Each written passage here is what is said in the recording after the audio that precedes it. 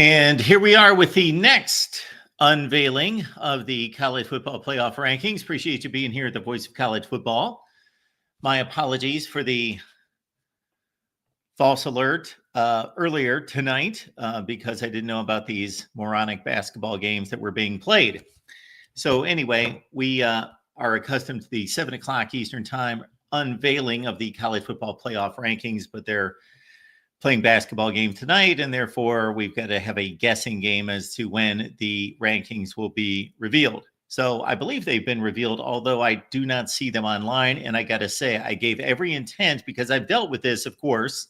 We have dealt with this each and every year during the one weekend where they have that opening weekend basketball business. And I understand sporting events and television, and we cannot know the exact time when the games will be over and the between games unveiling will occur. And I got to say, I had so much focus on this event, so much focus on what was going to happen and when the rankings would be revealed, that from the time that I had to shut down the previous stream and then prepare for thinking that, okay, I got to track the end of this game, which I've done many years before, got to track the end of this game, that I will watch the end of the game, and then obviously I'll be able to know. Boom, completely out of my mind, had no idea, thought, okay, we'll do 9 o'clock, and here we are. So, all right, let's get to the rankings if we can. I did not see the rankings, and therefore I'm trying to find those online. And based on the last refresher on ESPN, we don't have any rankings yet. I don't know if they're still in progress. I didn't see them online. Let me give that to one quick shout, and we'll give it one quick look, and then we will take your calls. Keep in mind, we got Matt Zemek stopping by from Trojans Wire. We kind of slammed into a little of a programming issue because we do our USC show on Tuesday nights here at the Voice of College Football.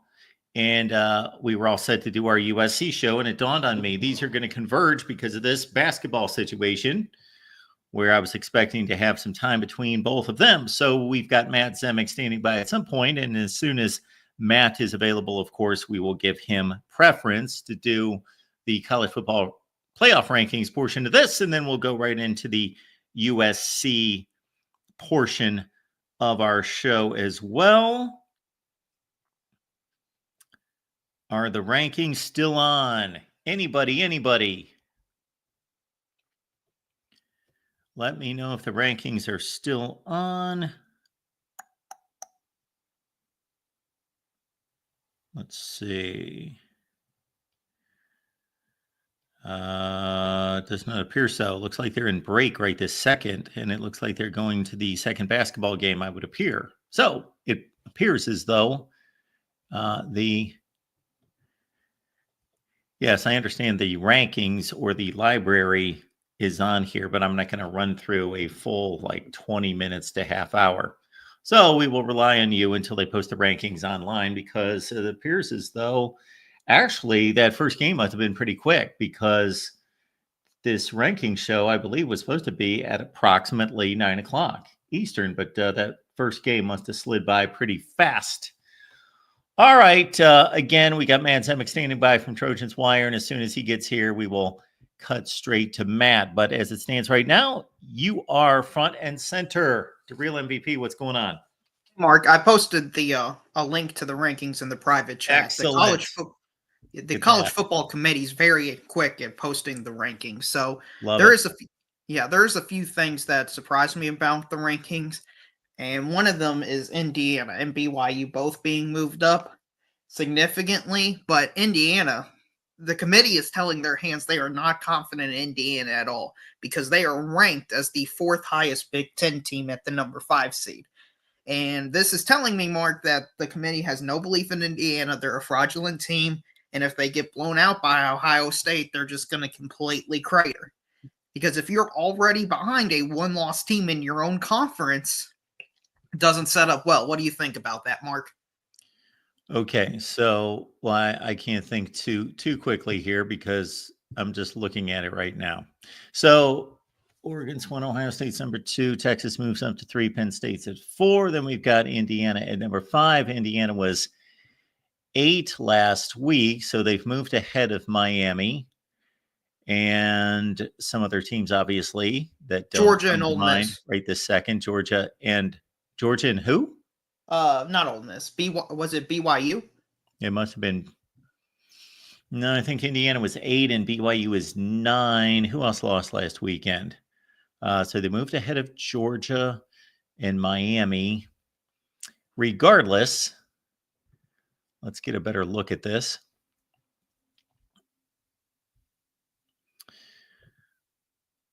So they honored the Indiana movement here. So they got Indiana behind Penn State.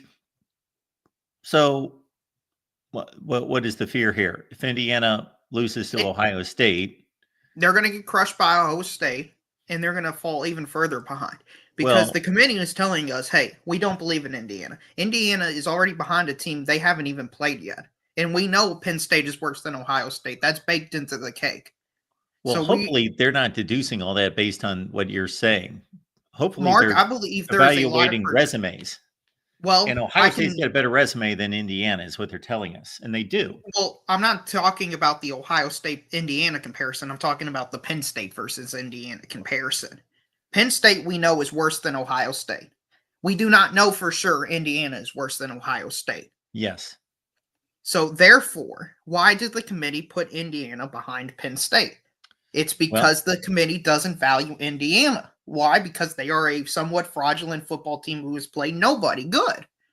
Oh, well, no. So your last statement, that the end, your tail end of the statement, that's what we need to look at right there, that they haven't played anyone good. Not that they're fraudulent or anything like that necessarily. Penn State has a better resume than Indiana based on the committee's observation, based on their review of you've got wins against West Virginia, that Indiana, of course, didn't play anybody outside the conference. And Penn State also, let's see, in conference has a Wisconsin win, has a Ohio State loss that you can value as better than any Indiana win. And I think that's what it comes down to. Penn State played Ohio State down to the final minute of play, and Indiana doesn't have a win that's as good as Penn State's loss.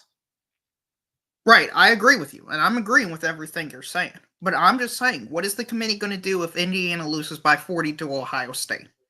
That's all I'm throwing out there.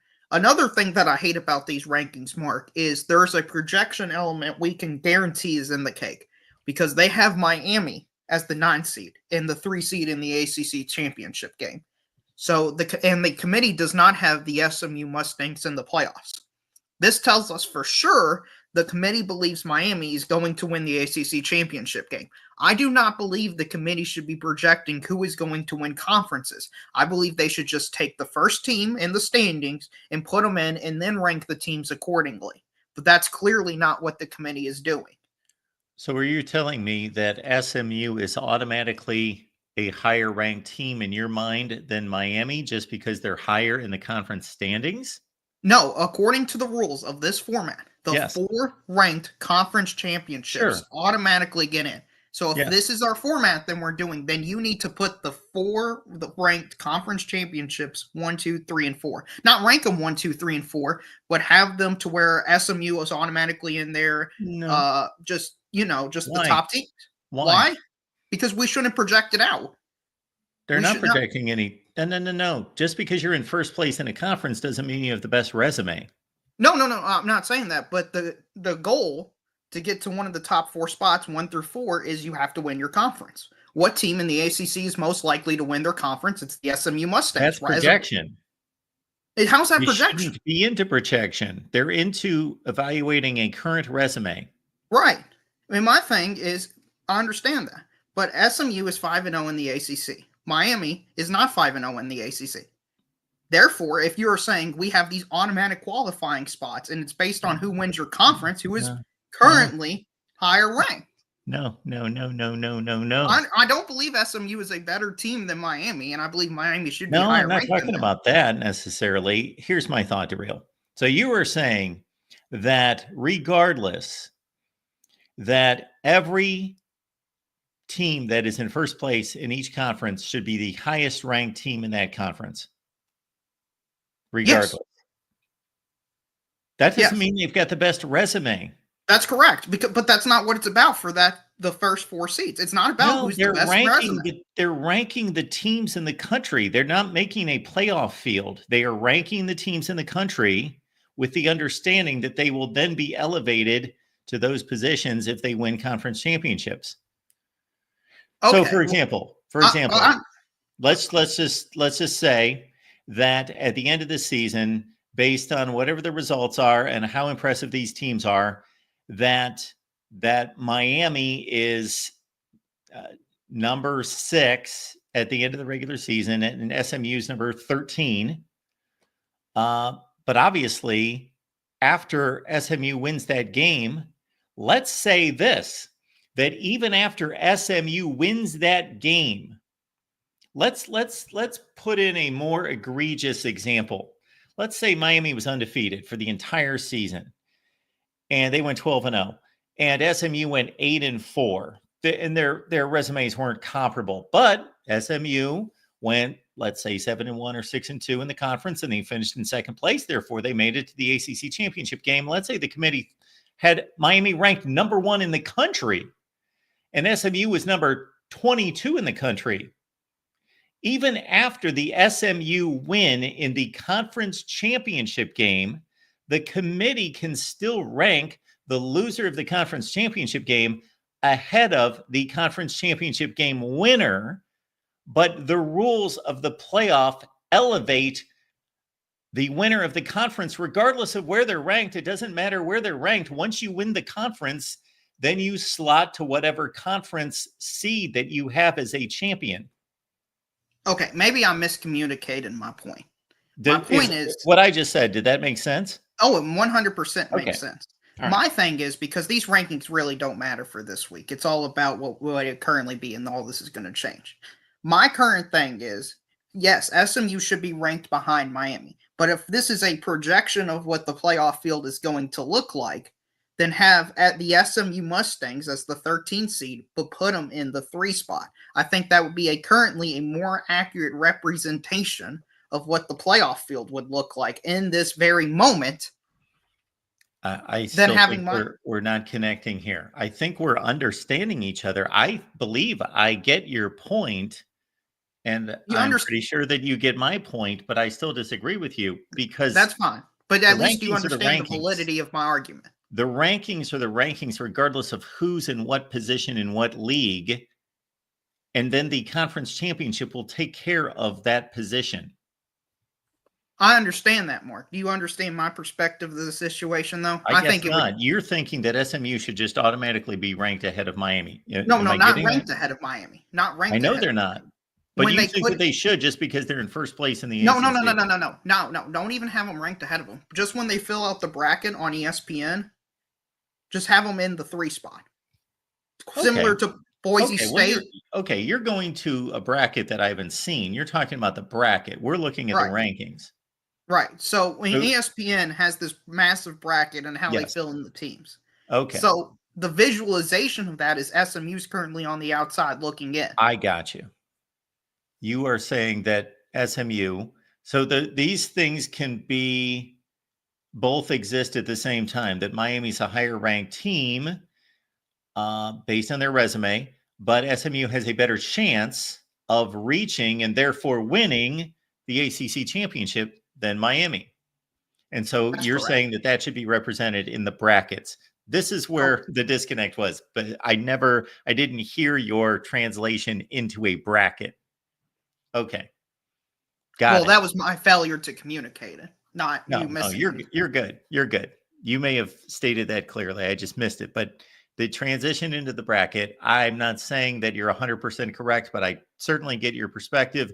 And I would tend to agree with you that I want to see how these rankings translate into the bracket based on where we stand in the season right now, with Oregon leading the Big Ten, SMU leading the ACC, et cetera, et cetera, et cetera. Yes. Right. That's my point. That's my point. So And I think that would give us, because an example of this is Ole Miss is currently the last team in at 11. They would actually be on the outside looking in if you put SMU as the 3 seed, which would be interesting because Georgia is also the first team out currently at the 12 seed mark. I don't. It feels like there's going to be a massive logjam of SEC teams at 10-2 at the end of the year with 4, 5, or 6 of them. I feel like I don't see the committee splitting it halfway down the middle. I think they all get in, but they're all going to have to play on the road. Do you think they're going to split them halfway down the middle?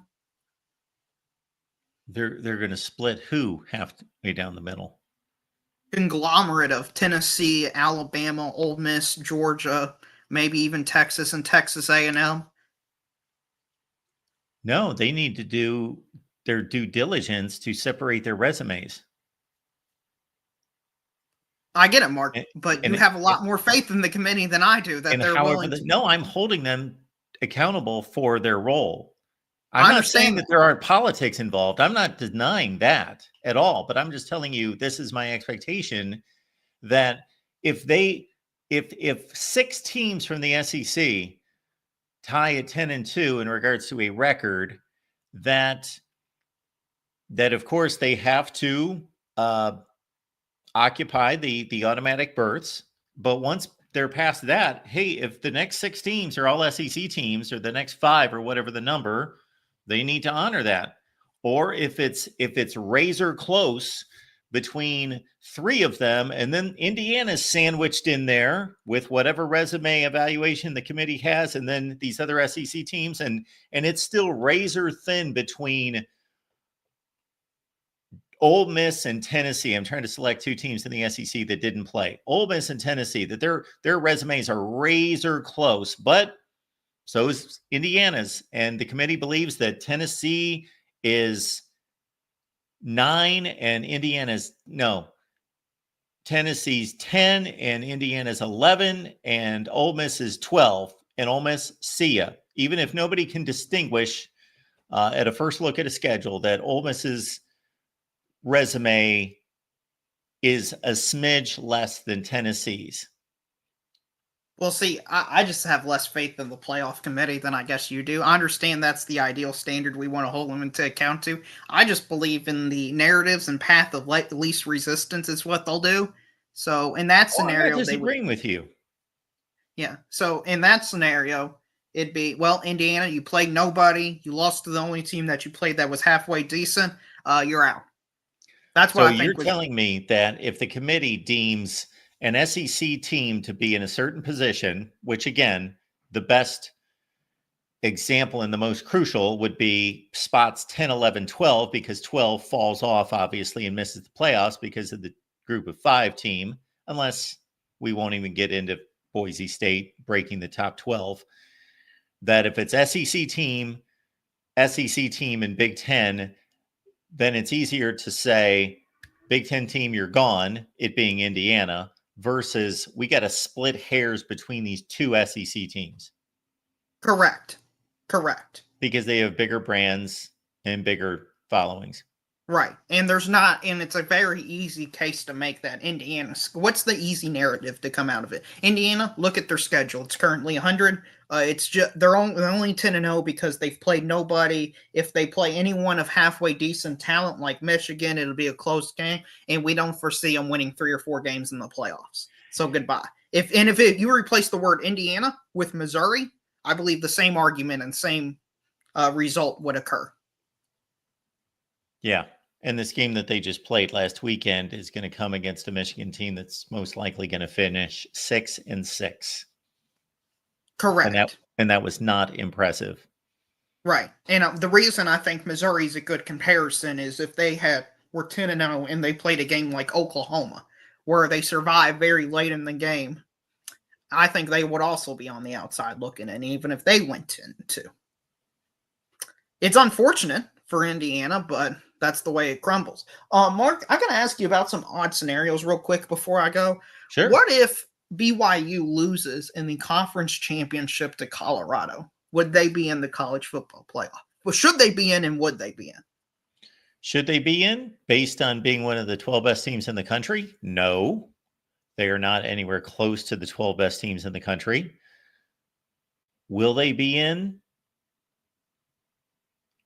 If that is an extremely close loss, then they will probably get the TCU treatment, which that was to make a top 4 technically, but TCU was the 3 seed. I think they would sneak in, because then that's a 12-1 comparison versus the 10-2 SEC teams that they would be battling. Right. I'm not sure how much of the rankings you looked at, but you look at the Big 10 or Big 12, their next best team's at 16 in Kansas State, then 17 in Colorado, and they've got nobody else in the top 25. Yeah. So the Big 12 has no respect, as they should, because they're a terrible conference, Mark. But that's why I brought that scenario up to you. It'd be just, to me, it'd be easier to say, BYU, you've played nobody of any good. See ya. You had your chance, you blew it. Yeah, well, you let's had see what happens to SMU, though. They beat SMU. That could be a bit of a wild card selection there, an ace that they have that they're holding.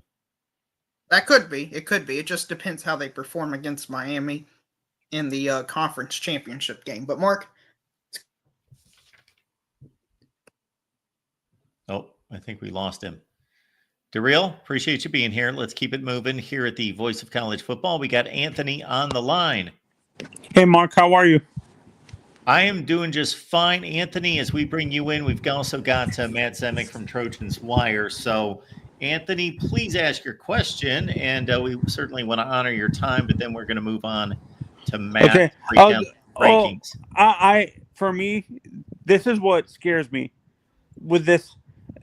They're going to, let's say BYU and Miami win their conferences. I know they're going to automatically get the top 4, but in my head, this is conspiracy theory. I feel that the committee, they're going to hold it against Miami and BYU if they win their conferences, that they feel these conferences are weak, and they're going to hold it against Miami and BYU and put like a Texas or a Georgia, a 10-2 Georgia who wins their conference against a Texas over a Miami who has one loss. So hang on, Anthony. So you're telling us that if Miami and BYU lose their conference championship, win their conference, they're going to hold it against a Miami. Okay, nobody can use that much autonomy in this system. The conference championships automatically are honored, and those conference champions get the you don't think they're going to hold it seeds again, that they won it against a weak conference, that they feel that the rules. They're going to abide by the rules. How about you, Matt? I know there's rules, but there's political things of. Well, okay. What's happening here is there's so much trauma and accumulated scar tissue from 2014 going on right here. It's that TCU, Baylor, Ohio State thing. But the thing is, in 2014, there were no rules. And that was the problem. There were no specific laid down, this is exactly who gets in. This is exactly what the hierarchy of priorities is. They've made the rule, top 4 seeds, highest ranked conference champions. So they put that in place. That's a clear, specific guideline that did not exist in 2014. So if you are one of the top 4 conference champions, you're getting a top 4 seed. So that there's no ability for the committee to override that. That is in place. Okay. Oh, but you see where my conspiracy laden mind is coming from, Matt, where I don't trust the committee to make the right choices. Even with the rules in place. But what, okay, flesh out what you think's going to happen. Like Miami or BYU is going to they're going to get top 4 seeds. No, I understand that. But what I'm saying is that they would put what I feel they're going to do is have a 2-loss Georgia team above a Miami who has 1 loss, and maybe a 1-loss Texas, a 2-loss Texas above a conference champion in BYU They who has can't. 1 loss. They can't. They can. Anthony, rules prohibit that. We understand your skepticism, Anthony, but this has been vetted out, and the rules have been well established and communicated to the public and everyone. Everyone knows what the doesn't rules are. I have a question. When it comes to the rankings, actually, do the Matt and Mark, do they actually do the networks actually have voices in based on who they want because of the ratings they're going to get in the playoff in the top 4? All right. Well, see, that's just it. Top 4 is going to resolve itself. It's the 5 through 12. It's the at-larges where, the influence and, who has the backroom clout. Like, that's where, I think the big worry, if you want to go with a conspiracy theory, all right, this is it. It's the SEC is going to get, 5 of its 2-loss teams. Let's say there is that 6-way 10-2 SEC logjam. The conspiracy theory that has, I think, some validity is that the SEC is going to get 5 of those 2-loss teams in, and Indiana is going to lose once and get muscled out at 11-1 because it doesn't have the brand name. That's the conspiracy theory that you could work with. But so just to be clear, the conspiracy or any kind of political television revenue motivated things such as Florida State being elbowed out last year despite going 13-0 because of the injury to Jordan Travis,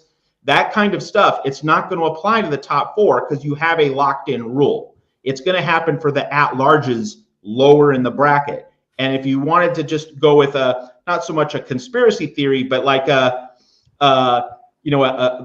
let's say just like a skeptical theory, what BYU and Miami, I mean, hey, if they're getting in as top 4 seeds, like it's an amazing season, it's an amazing accomplishment for them.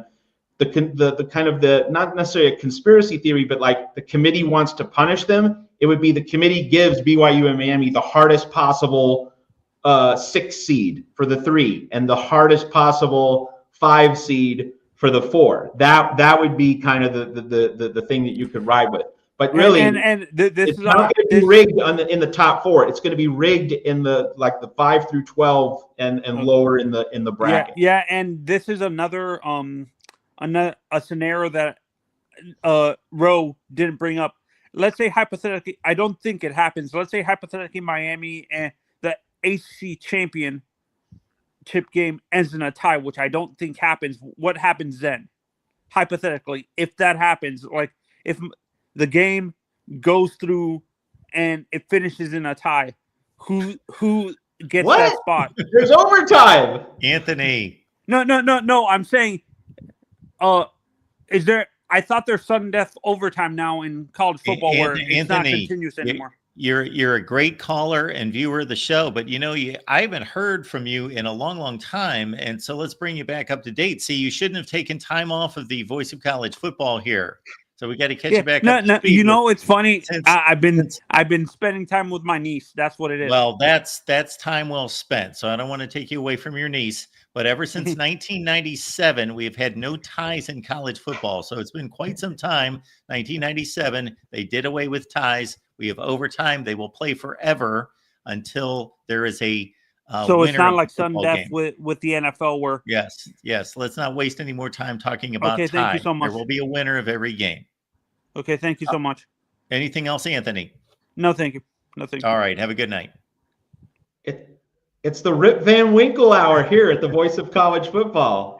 Appreciate y'all being here at the Voice of College Football. Of course, we've got Matt Zemek right here from Trojans Wire. So this is going to be a whole lot of fun because we get Matt and myself both breaking down the rankings, and we'll take your calls. Matt and I are going to talk some USC a little bit later. Typically, Tuesday night is our time to talk USC football with all of you, but we wanted to get to these rankings first, but we'll focus on the Trojans. And once we get to that part of the rankings, Matt, when we get down to like 55, I guess. Yeah. I was just about to say, we're not going to talk too much USC. We're going to talk about what you want, and that's the playoff. Absolutely. Let's take our next call. We got our buddy Will chiming in from the Notre Dame perspective. Will, how's it going? Hello, Will. You with us? Sorry, I was muted. No, Matt, you're I good. love your story on the Trojans Wire about Jerry Faust and John Robinson. May God rest their souls, man. Incredible, really. Not just that they both die on the same day, but both at age 89. That is eerie. Eerie. Will, thank you so much for bringing that up. So, if you're not aware, folks, Jerry Faust, former Notre Dame, Akron University, but of course, hailed mostly at Notre Dame, 1981 through 85, pre-Lou Holtz, and of course, ascended from high school football right to Notre Dame, passed away today at the age of 89. And John Robinson, storied USC head coach as well, multiple Rose Bowl championships, national championship at USC, passes away on the same day, having also logged 89 years on this planet. So rest in peace to both Jerry Faust and to John Robinson. I'll have to check that out as well. So Will, thanks for including us, and everybody check out Trojans Wire with Matt on a daily basis, but on this momentous day, unfortunately, with the passing of Jerry Faust and John Robinson. Okay, Will, what do you have for us? Well, yeah, J-Rob was also part of that crazy 78 game where it looked like McDonald fumbled it, but they called it an incompletion, and then they kicked the field goal to beat Joe Montana in his last game against the Trojans. But anyways, back to we can talk about the playoff. Irish going to Rocky Top would be fun. A little rematch of the home and homes, 04-05 home and home, and then 90-91. Of course, the 91 game was famous because that's partly what got the D coordinator of the Irish fired at that point. Darnell, I think his name was. He got fired over that game. So, and then 1990, of course, that the Irish won in Rocky Top. And then 04 was the Mike Goolsby fumble return for a touchdown as the Irish won again in Knoxville. And then 05 was, of course, Charlie Weiss's first year, and that offense tore apart the Vols. So I would try to make my way down to Knoxville. I would be kind of afraid of Tennessee fans. Like, if their fans are as aggressive as they are on Twitter, that might be kind of scary to go there as an opposing fan. But okay, Will, so you're talking about a road trip to Knoxville, but that means that Tennessee has to go between the hedges and beat Georgia. They have to win that game. But I always just think about the game. Like, even though I know they have to beat Georgia, I always think about the game. Like I feel like it would be similar to the Ohio State Notre Dame game from last season, like very defensive battle. But yeah. What do you think of these rankings, Will? I still have Penn State at 4. Like that, just how pathetic their offense was. I know Ohio State has a great defense, but the fact that they could not score a touchdown and they're at home and you rank 4th. Where should they be ranked? Maybe. I mean, I know BYU. So you're going to pick on Penn State and not Texas? I mean, Texas at least has. Texas at least has the impressive. At least has what? I mean, Texas at least Texas's best win? Texas' best win. Yeah, I mean, that win at Michigan certainly doesn't look nearly as good. I know now it doesn't look that good, time. but if you compare them, gosh darn, my internet's being wonky. So Texas lost. But there was something that Texas did. I can't freaking remember it, but there's something that Texas did that made them. They won at Vanderbilt. Not the Vanderbilt win. Gosh darn it! By a field goal. Slow? My Wi-Fi box is right next to the freaking monitor. So Will, if we are comparing, if we want to start in the loss column, even the committee is telling us, and especially now that Georgia got stomped by Ole Miss, that Penn State is a much better loss than Texas. Mm-hmm.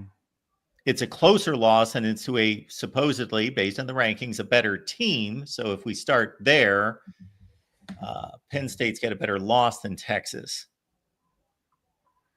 It's just like when you compare some of Indiana's head-to-head, the Indiana head-to-head over Illinois, like if comparing those two. Well, here's the thing. Here's the thing for everyone to remember, and that is, and this is my longstanding principle in college football rankings, that if you're comparing a 1-loss team to a 2-loss team, okay, they both have some dirt, right? They haven't done everything they can. But when you're comparing a 1-loss team to an unbeaten team, and look, we get into this all the time, every year, right? Who would win on a neutral field? That's not the basis for rankings. It's what you have achieved. Yep. Or at least that's how it's supposed to be done. That's Mark Rogers' top 25 that makes sense. It's what you've done. It's not who's going to win on a neutral field. If you put it, who's going to win on a neutral field, I'm not picking Indiana or BYU over Texas, over Ohio State, but they've done more because they haven't lost. When you haven't lost, you've done everything you can. When you've lost once, you haven't done everything you can. So I'm not saying Indiana is better than Ohio State, Texas, Penn State, but if we're ranking teams properly, Oregon, BYU, and Indiana, Oregon, Indiana, BYU should be the top 3. And to be a little bit more philosophical about it, if you have yet to lose a game, it's not been proven yet that you can lose a game. Philosophically, we don't know if you can lose a game. You might be the best team in the country until you lose a game. And the other, so we could go back and forth with Penn State and Indiana, because I was making the point a few minutes ago. I was sticking up for Penn State a bit, saying, in a sense, if you're ranking and evaluating, is a better term, performance on the field, you could say that Penn State's loss against Ohio State is a better performance, more valuable performance than Indiana, any of their wins. You could have that perspective. But the other thing that Indiana has done that's impressive is that they have won every game up until this Michigan game was the first time that they had been challenged. So if you would have told me back in August, Indiana's going to be 10-0, boy, I would have thought they have got a string of 28-27 wins and miracle finishes and everything. No, they have had game control. And even the Michigan game, they had game control throughout. So that's been impressive by Indiana. What do you guys think about Tennessee over Texas, that possibility? Because Tennessee has the better win. Well, Tennessee does have the win than Texas, but of course, Tennessee has to go between the hedges. Then and that's the thing. We still have a lot of big games to play, and we shouldn't get our heads into a space where we're thinking, well, this is how it's going to be, and this is what's going to happen. That Notre Dame Army game is huge. I trust in Al Golden to stop the option. I'm trusting in Al Golden. Okay. I think Notre Dame wins that game, but just in terms of the implications, right? I'm not sure that Notre Dame, if it loses a second time, even if it beats USC a week later, if Notre Dame's 10-2, is Notre Dame going to be able to survive a bunch of SEC teams at 10-2, especially with that Northern Illinois albatross around its neck? I wouldn't be too confident. I think Notre Dame has to finish this thing out at 11-1. And the other thing is, if Army is unbeaten, that invites the possibility, a very distinct possibility, that Army and Boise State could give the group of 5 two representatives. If there would need to be SEC chaos. You would need to see one of those SEC at-larges pick up an extra loss. But there would certainly be the chance that you could get 2 group of 5s into the mix with an unbeaten Army and a 1-loss Boise State. So that Army-Notre Dame game, that's going to have a significant domino effect, one way or the other. What do you guys think the odds are of a 3-loss SEC team getting in? Right now, low, but if the dominoes fall in a certain direction, it's still possible. But I think, let's just address that head on. I think I think LSU's out. I really don't see a path for LSU. I think LSU is dead and buried. Yeah, so you're loving that Brian Kelly's gone. Absolutely. But, if 3-loss Alabama, given Alabama's many quality wins, like a 9-3 Alabama, I could see that Alabama team getting in as a 12 seed at the back end of the bracket. But there will need to be some chaos throughout the other conferences. Like a Big Ten contender will need to lose twice.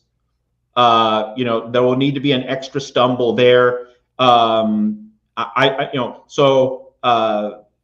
think Notre Dame, Army, how that game falls, that could influence it. So, I would not put good money on a 3-loss SEC team getting in. I think the bigger question is, as I mentioned earlier with the previous caller, if we do get 6 10-2 teams in the SEC, could 5 of them get in? You'd think that 4 would be the max, but will the committee and with ESPN still running the show muscle in a 5th team?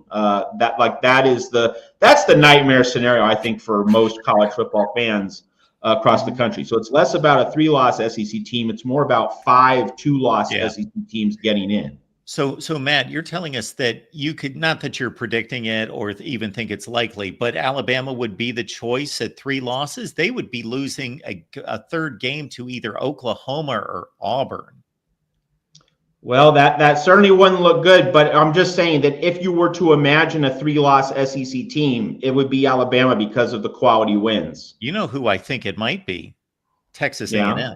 They've got 2 losses. They've got 1 conference loss. If they lose to Texas, well, they've already lost 2. I'm sorry. They've already lost 2 games. If they beat Texas and get to the SEC championship game and lose a third game. Yeah, that's a good call. That would be better than 3-loss Alabama. Yes. Mm-hmm. Do you think there's a chance of 2 ACC teams? Like no, I think that went out the window with Miami losing. I think Miami needed to be unbeaten going into the ACC championship game and then lose to a 1-loss SMU or Clemson, and Clemson lost a second game. So yeah, it's ACC and Big 12 are getting 1 team. I think that's very clear at this point. Even Colorado beating 12-0 BYU. Maybe there's a debate about BYU, but I wouldn't say that's likely, given BYU's strength of schedule. So, the BYU Colorado getting 2 to the Big 12, that's more likely than the ACC getting 2. That's for sure. And one other unfortunate point about Indiana is if Ohio State had Indiana's exact results, there is no way they're number 5 in the country. Exactly. Yep. That's that helmet. That's that brand name thing that we went through with TCU, Baylor, Ohio State in 2014. It's pretty much exactly that. That if TCU was Oklahoma in 2014, TCU's not getting left out, but TCU was TCU, so it got left out. What is fascinating about the SEC is it's not even that in most years we would be like, okay, if that happened, this happened, and that happened, we could have chaos. Really, if anything happens, there is going to be some kind of log jam. It's inescapable that there's going to be some log jam of some sort. Absolutely. Yep. Like there's going to be someone left out, and it really just bring up the point that, wherever you set the marker, right? 4 teams, 8, 12. There's always, I don't know if you heard it. College football being messy the way it is, there's virtually always going to be a debate on the margins. That's the reality. I don't know if you heard it earlier, Matt, but I'll address this and ask you, if that stack of SEC teams are 10-2 and they're being compared to an Indiana team at 11-1, and maybe that loss to Ohio State isn't real respectable.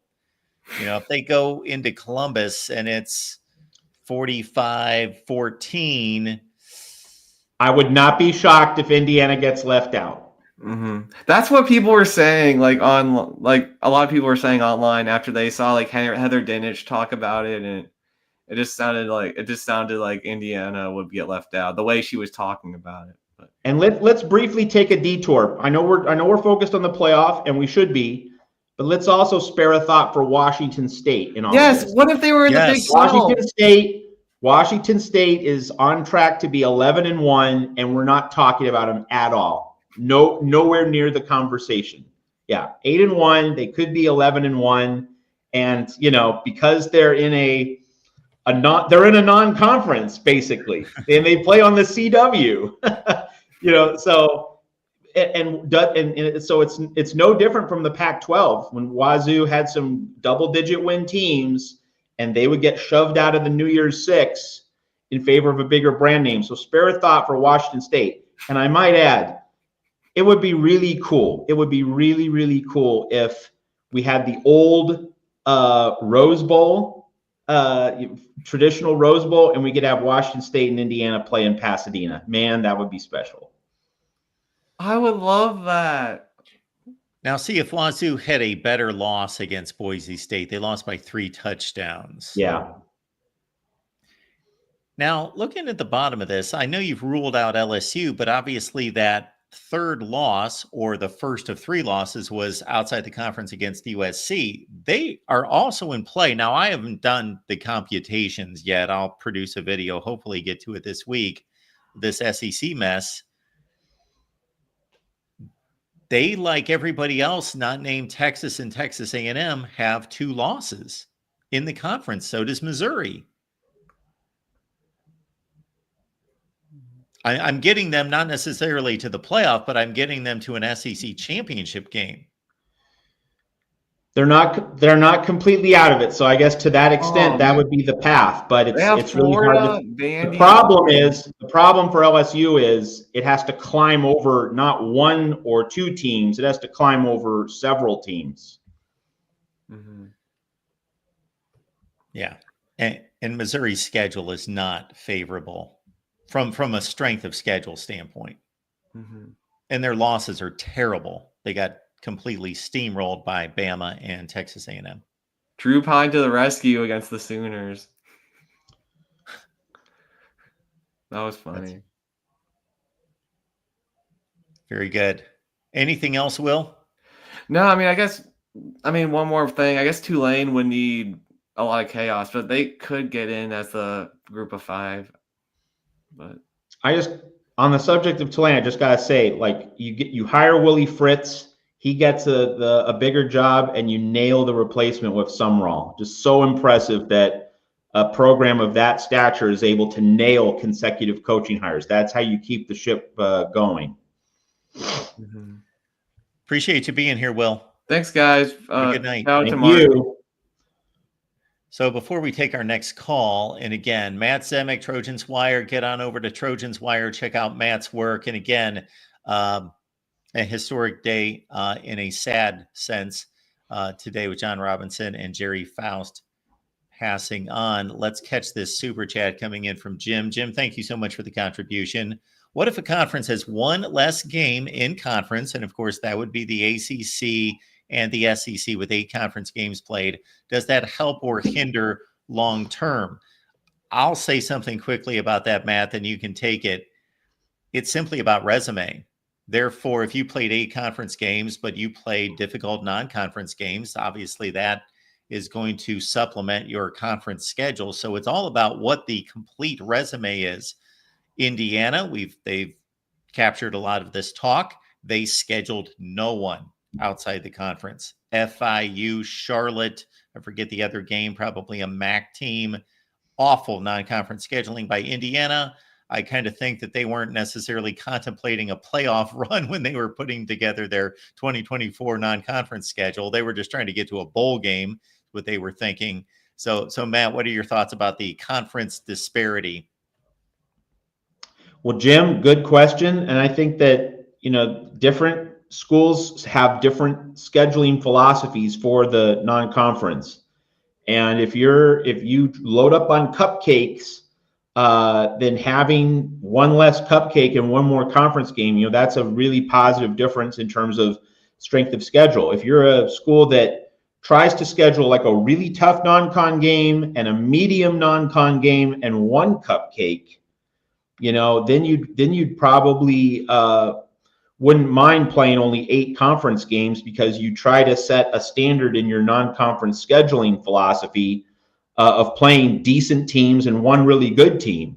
So in that case, the calculus might be a little different. So part of this is the scheduling philosophy, but in terms of not necessarily having the best resume, but having the best chance to make your way through the season successfully, we're seeing this year in the SEC why the SEC has stayed at 8 games as long as it has, because with the transfer portal, and hey, I'm not the first person to say this. Others have said it before me. Dave Bartu, CFB Matrix, he made this point today on Twitter, that the transfer portal has really eroded the depth of the top programs because players want to get playing time elsewhere. The way the transfer portal has worked is that it's thinning out the depth at the higher end programs. So like Georgia has been banged up a lot this season. Kirby Smart's been talking about the lack of depth on his injured offensive line. So in this transfer portal NIL era, we're seeing more parity, right? This is a parity-rich season. This is not the Alabama-Clemson Death Star era 6-7 years ago, where 2 teams were lording themselves over the rest of the sport. This is wild parity, and it's great, but it is parity. And so if you are one of the top programs, not so much in Indiana, as Mark said, you weren't really thinking you'd be in the playoff hunt. But if you're a top program, I think just in terms of what enables you to get through 12 games reasonably healthy, being able to manage workloads for your players, 8 games instead of 9 is helpful in that regard. But if we're talking resume, it's obviously beneficial to have 9 conference games. But we could see schools, think of, how do we navigate the season? And it's going to be interesting to see how that gets handled. Will there be in the future a move to 8 games for some of these other power conferences? I mean, I doubt it, because the television money is too big and the contracts have already been signed, and I don't know how you really unwind that. Like the genie's already out of the bottle. But just in terms of evaluating what gives you the best chance of success, I think we're seeing why the SEC stayed at 8 games as long as it has. And again, Jim, just getting to what it appears to be the crux of your question is, the committee is not going to sit there and say, no, we're penalizing an SEC team because they only played 8 conference games. No, it's a resume ranking, and a performance clause is included. The resume, and then also what the eyeball test is telling them, or they think it's telling them about these individual teams. But thank you so much for the question there, Jim. And we appreciate everyone being here at the Voice of College Football. We also have a super chat coming in from Adam. Adam, thanks for being here. Of course, LSU has no class. Behaving like that against Alabama was unacceptable, and slowly but surely my Notre Dame prediction is gaining momentum. So just to fill you in, everyone, on the first point, LSU got what they thought was a bad call against Bama. There was the Texas type display of throwing water bottles onto the field and protesting the call. And then Adam also called in sometime early in the season, I believe it was after the Texas A&M win, and made a prediction that Notre Dame would win the national championship. Any thoughts about those 2 topics, Matt? I don't have a whole lot to say. I mean, I think that in terms of what's going to happen in the playoff, like I need to see the bracket for that. And LSU, it's just been a very frustrating year. And of course, here at USC, like we contributed to that frustrating year by giving Brian Kelly another loss in a season opening game. And I know several LSU fans I talked to on Twitter that I've conversed with regularly over the years, for like a decade, talking college football, and they didn't like Brian Kelly. They knew that he had some coaching chops and credentials, but they didn't like him. Like there was never a cultural fit there. There was not a natural disposition or inclination to welcome Brian Kelly. So the fact that he is failing, it's not It's not the same as, like, for instance, USC and Lincoln Riley. Like, everyone fell in love with Lincoln Riley at the start. He wins 11 games in year one. He could be the savior. He could be Pete Carroll 2.0. And it's really just frustration at Lincoln Riley that he hasn't gotten it done. But with LSU and Brian Kelly, it's different. It's like, we never liked you in the first place, So in that sense, Kelly has a shorter leash. If you're just going to compare the two guys, Kelly has a shorter leash than Riley does. But of course, LSU is like an 8-9 win program. USC is 4-5. So that kind of levels it out. But like, I guess the more precise point to make is, if USC and LSU are achieving at the same level, that hurts Brian Kelly more than it does Lincoln Riley. Obviously, LSU, it has nowhere near the severity of problems that Lincoln Riley does. But I'm just saying, if you were to map out a scenario in which they're both achieving at the same level, that does less for Brian Kelly than for Lincoln Riley. So, it's understandable that everyone is really just PO'd in Baton Rouge, and the anger and the negative emotions are spilling out. It's very understandable in that regard. We've got about 150 on the line. If you watch us or currently are on one of the alternate channels, just want to keep in mind that we go post-game call-in show, so you can call us up here on the main channel Thursday, Friday, and Saturday night after the primetime games. All right, Michael chiming in here at the Voice of College Football. Michael, how you doing? Hey, good, Mark. Matt, how you guys doing tonight? Excellent. Doing How are good. you? All right, I got a question for you. If it wasn't for Penn State, I think Penn State and IU should flip-flop. Would you agree or disagree? Penn State and Indiana? Yeah. Oh, well, I'm on record as saying, if you're unbeaten, you should go to the top of the line. So, if I was doing this, I'd have Oregon 1, Indiana 2, BYU 3. And again, that doesn't mean I think Indiana and BYU would beat Ohio State, Texas, Penn State on a neutral field. Separate question. That's not how we should do rankings. It's what you have achieved. And if you have a perfect record, you have done everything you can. And if you have a loss, you have not done everything you can. Sure. And we need to honor the sanctity of the perfect record in college football, something that didn't happen last year with Florida State, which is why so many people were rightly so angry about that. So it would be, for me, if I'm ranking, just not predicting who wins head to head, just who should be ranked where. Oregon 1, Indiana 2, BYU 3. Okay, Michael, I know that you're a faithful viewer of my rankings, the top 25 that actually makes sense. Where do I have Indiana and Penn State? Two. You have IU 2, and I think Penn State was 6th, I think it was, or 5th? 4. Yeah, 2 and 4. All right, I was sure. Now, with IU being on their bye week, do you think that might hurt them? Or do you think they'll still be number 5 next week? Well, they're going to be undefeated next week. We know that. True. I mean, if Indiana moves one spot or not, it doesn't really matter too much, right? It's all about Ohio State. And a lot of people in the chat are saying this, and I agree. Don't get blown out. Don't lose big. Just be competitive in Columbus. Probably should be good to go. All right, now, in terms of the playoff. But now, do not get blown out. Do not lose by 30. That's for sure. Mark knows how much of a diehard Purdue fan I am and stuff like that, but that's a different subject for a different day. Where's Purdue ranked? Where are they on here? Are they in like the number 138th team in the country? But anyway, get back to what I was saying, though, Mark. I got a question. What would be considered a respectable loss for IU if they did lose to Ohio State? A 10-point loss? Yeah. I mean, if 10 points, if they lose by 10 and it's not one of those games where they get a couple late garbage touchdowns. It's a 24, 27 point game, but Indiana gets a couple late garbage touchdowns. That's fine. And by the way, just that brings to mind 1994 when that exact thing happened. There you go. Penn State was demolishing Indiana. Hoosiers get some cosmetic touchdowns late, and that influenced the final vote, Nebraska being number 1, Penn State number 2. So Indiana garbage touchdowns in November. We're more sophisticated than that now, man. Championship before. Now, let me ask you this. It was pretty much, Mark would remember this, the COVID year.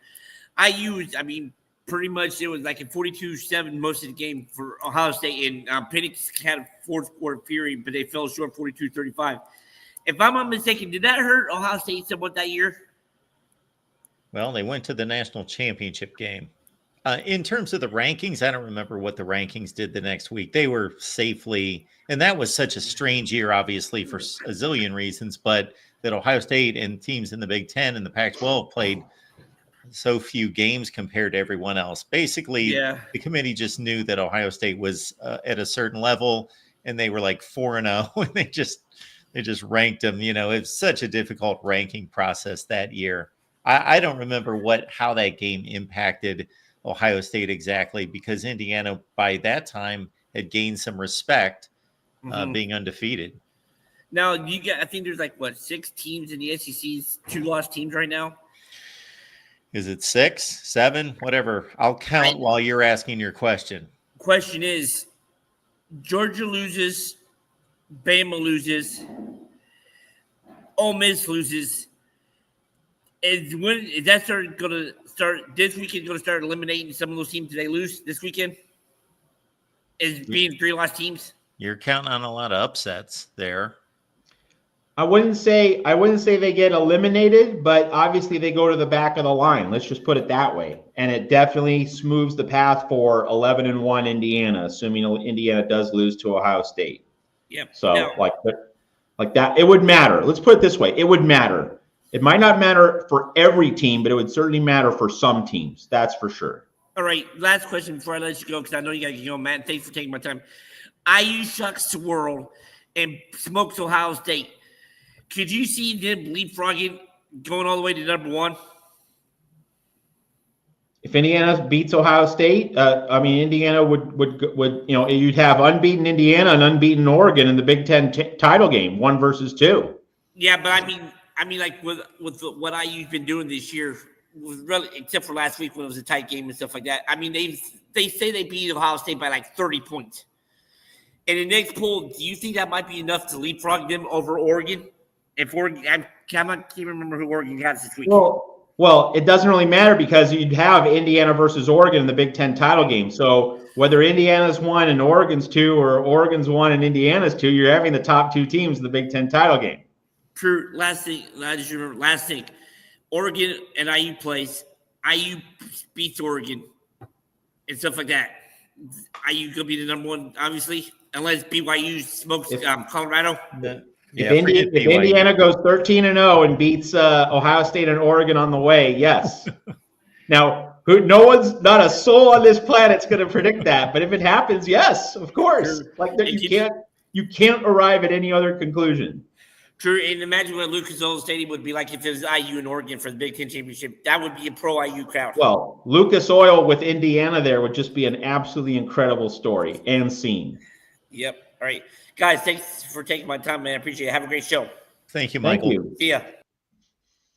All right. Let's keep it rolling here at the Voice of College Football. And again, I want to thank Matt for joining us. I knew it'd be a great discussion having Matt here to talk rankings with us. If you're on the USC channel, we're not broadcasting there right now because USC's out of the playoffs. We're just simulcasting to playoff contenders, but we can just say it because USC sucks. Oh my goodness. I took ridicule for picking them to go 8-4 this year, but and I was quite optimistic as it turned out. All right, let's keep it rolling here at the Voice of College Football. We got our buddy Matthew Miller here, who does the Texas show on Mondays at 7 p.m. Eastern time over on the Texas channel. The SEC shows on Tuesday at 7 now. All right, excellent. Hey, Matthew. Okay. Hey, what's up, guys? So I have a little bit of pushback with the Indiana over Texas thing, and it's because of this. So, Mark, you would say last year you didn't rank Liberty because of their strength of schedule, correct? Correct. Indiana's strength of schedule is closer to Liberty's right now than it is that of Texas. They are 100th at strength of schedule.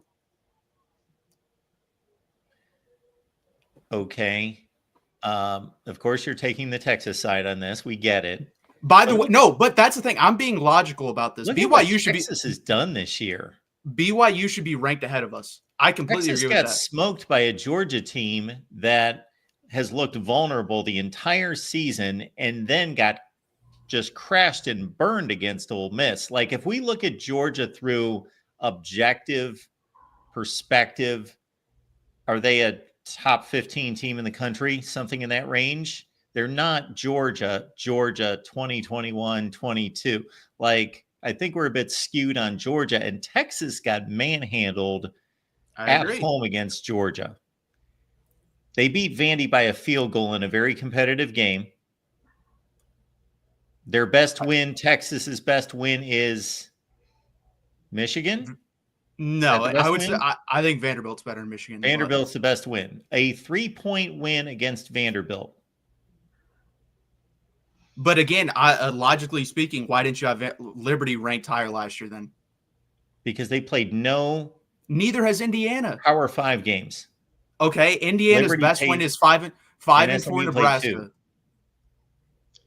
This is the debate we're having, right? That if you go unbeaten against a weak schedule in a power conference, should that be regarded differently compared to a group of 5 teams schedule? That is essentially the debate that we're having. And I think, I think I can see it from both sides.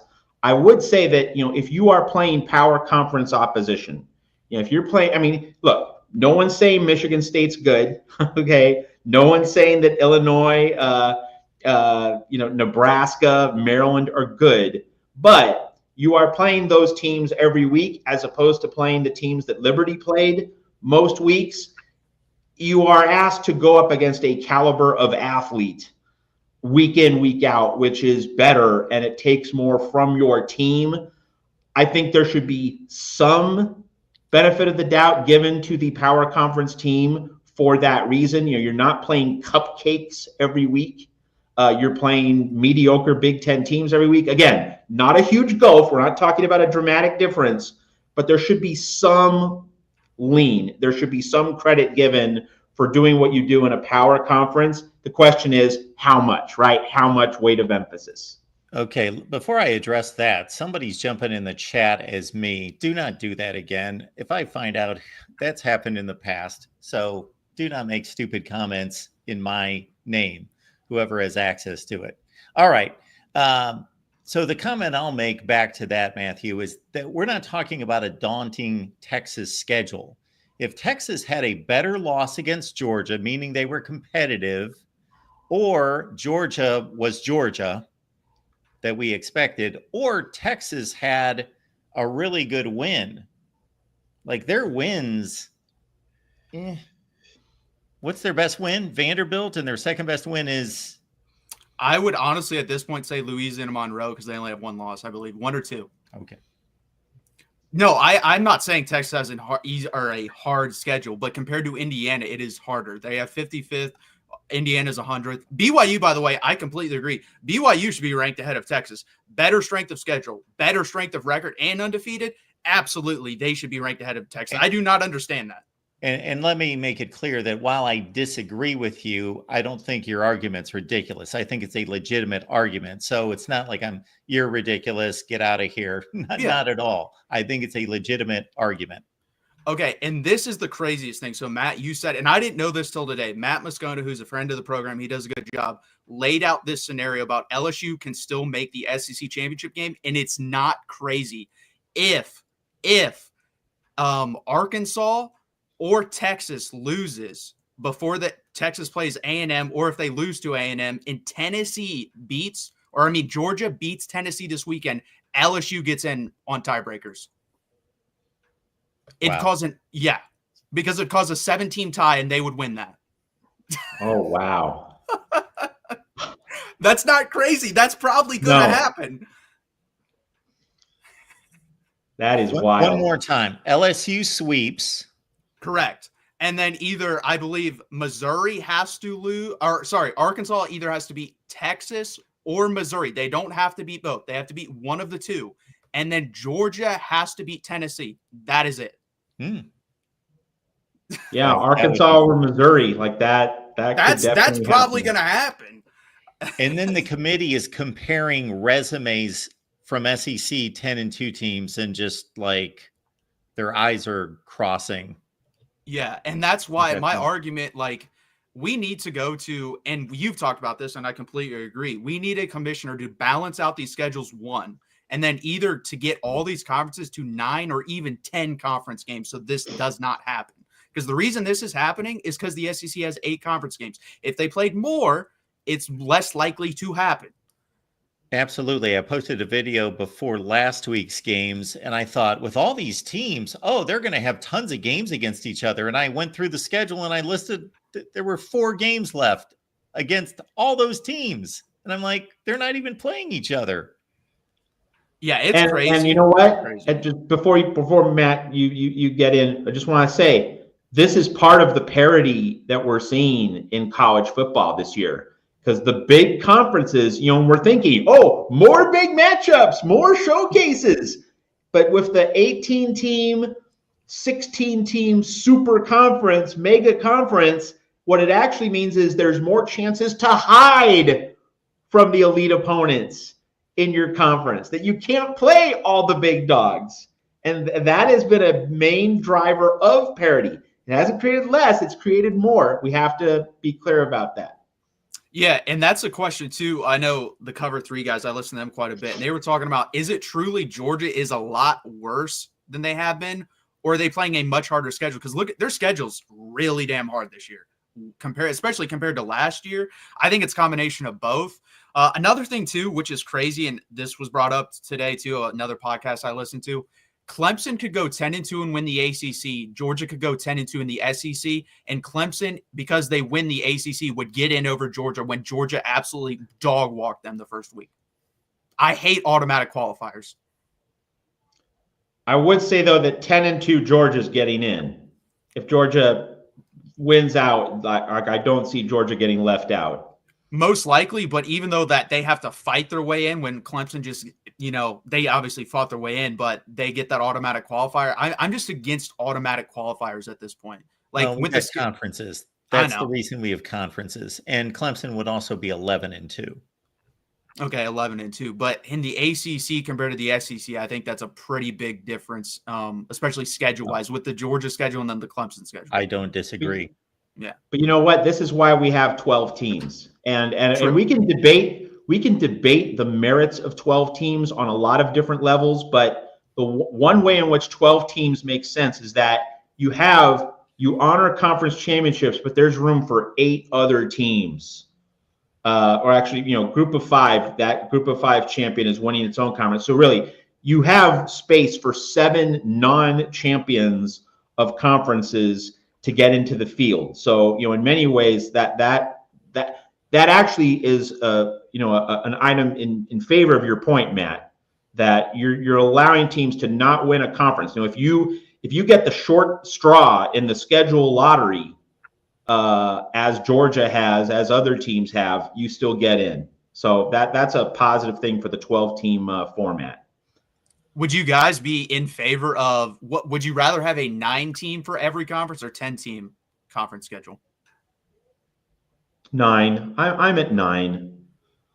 I think 10. You're real. Because what that does is you're basically saying only 2 non-conference games, and that means that the lower income conferences and schools they're going to be missing paychecks, and you're going to basically shove them out of business. And I don't think people want that. Yeah. I think it'll greatly reduce the incentive to go out and schedule difficult non-conference games as well. Yeah, that would probably happen. So this will be my last question. Usually I can give you 1 to 2 teams and you take them versus the field. How many teams would I have to give you this year before you take them over the field? I'm not taking anyone versus the field. I don't think Oregon's a clear-cut number 1. And for anyone who's might think this, no, it's not because I'm a USC blogger, because Oregon was very fortunate to beat Ohio State. And that's taking nothing away from Oregon. It's just that was a very tenuous 50-50 game. Oregon got a 50-50 call with that offensive pass interference against Ohio State. It was at home in Eugene. Like, Oregon has not separated itself. I made that comment earlier. This is not the Alabama-Clemson 2015 through 2018 era in which there were 2 teams on the mountaintop, and then there was everybody else. We do not have that. It is wild parity. No one has clearly separated itself from the rest of the field. That's what we're looking at. I'll take 4 teams very confidently. I'll take Ohio State, Oregon, Texas, and Bama. Those would be my exact 4 as well. I think, and then if I had to throw a 5th one in there, it'd be Ole Miss after what I saw, because I think their defensive line's just that damn good. True. I think their defensive line's very good. But yeah, I think that's what it is. It's either 4 or 5 teams. I don't really see anyone else, honestly. So you don't think realistically anybody outside of those 5 teams can win the national championship? Man, I want to say Georgia, but every time I see Carson Beck, no, absolutely not. He turns the ball over way, way, way too much. Like if Texas didn't just completely, down their leg, we would have been in that game, because he just completely played terrible in that game. So I don't know who else I would add to that. I'm trying to think. Penn State, I don't trust. Andy Koldenitke really let me down in that game versus Ohio State. That was bad play calling that whole game. Man, no, there really isn't anyone. Do you think there's anyone else? No, I have no confidence in anyone else. I'm just going to go with the fact that because there's so much parity, it just takes one part of the bracket to blow wide open to change the calculus. And, like we know and love the NCAA tournament, we're going to see a 12 over a 5. See it all the time in hoops, right? So, I'm just the parity is so overwhelming for me that I'm entering this however the bracket shakes out, or at least maybe it shakes out in a way that I see a hierarchy, but I'm inclined to think that parity is going to be the theme of this bracket. I do think it's going to be heavily matchup dependent this year compared to others. I think there's other years where it's not.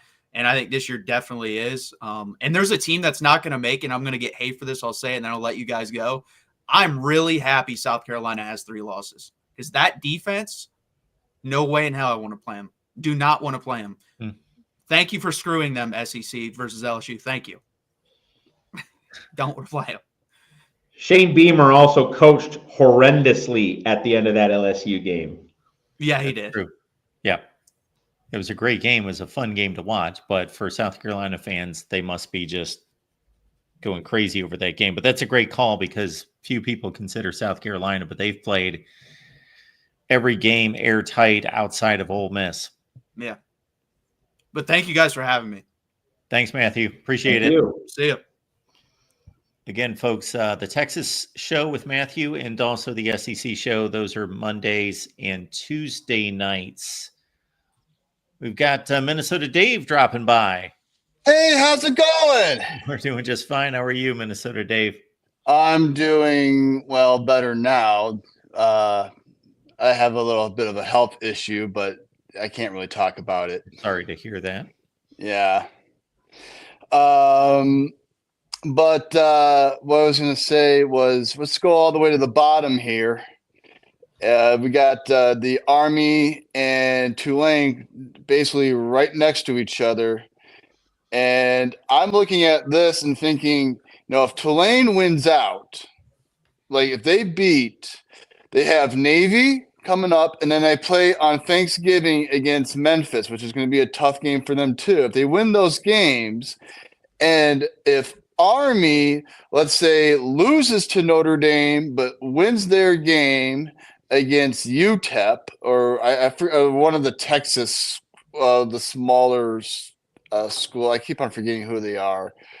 It's the Texas not Texas El Paso, Texas but San Antonio. Yeah, San Antonio. Yeah, whatever. And I'm sorry, Texas San Antonio fans. I don't know you exist. We've got a couple hundred in here right now. So be careful, Dave. I'll be careful. But because the Army Navy game, unfortunately, is being played on the 14th.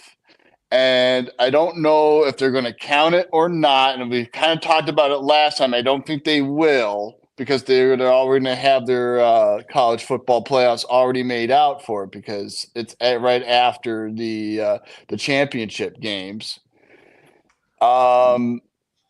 I think that you could see an Army or a Tulane jump over Boise State.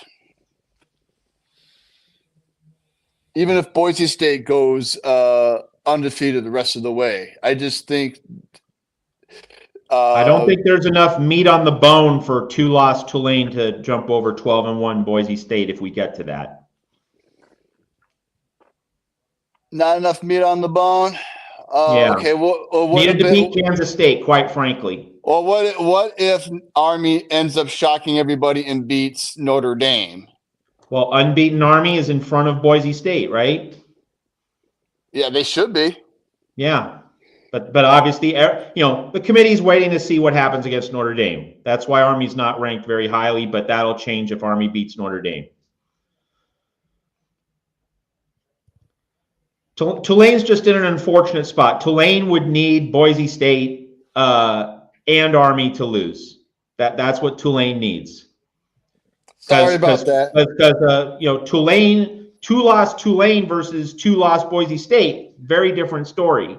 But if Boise State doesn't lose a second game, I don't see it happening. Remember, Boise State drilled Washington State. Washington State's a good 8-1 team. That's a top 20 win right now. Tulane does not have enough heft to overcome that. But if Boise State loses a second time, well, that completely changes things. So that's what you need to be rooting for if you're a Tulane backer.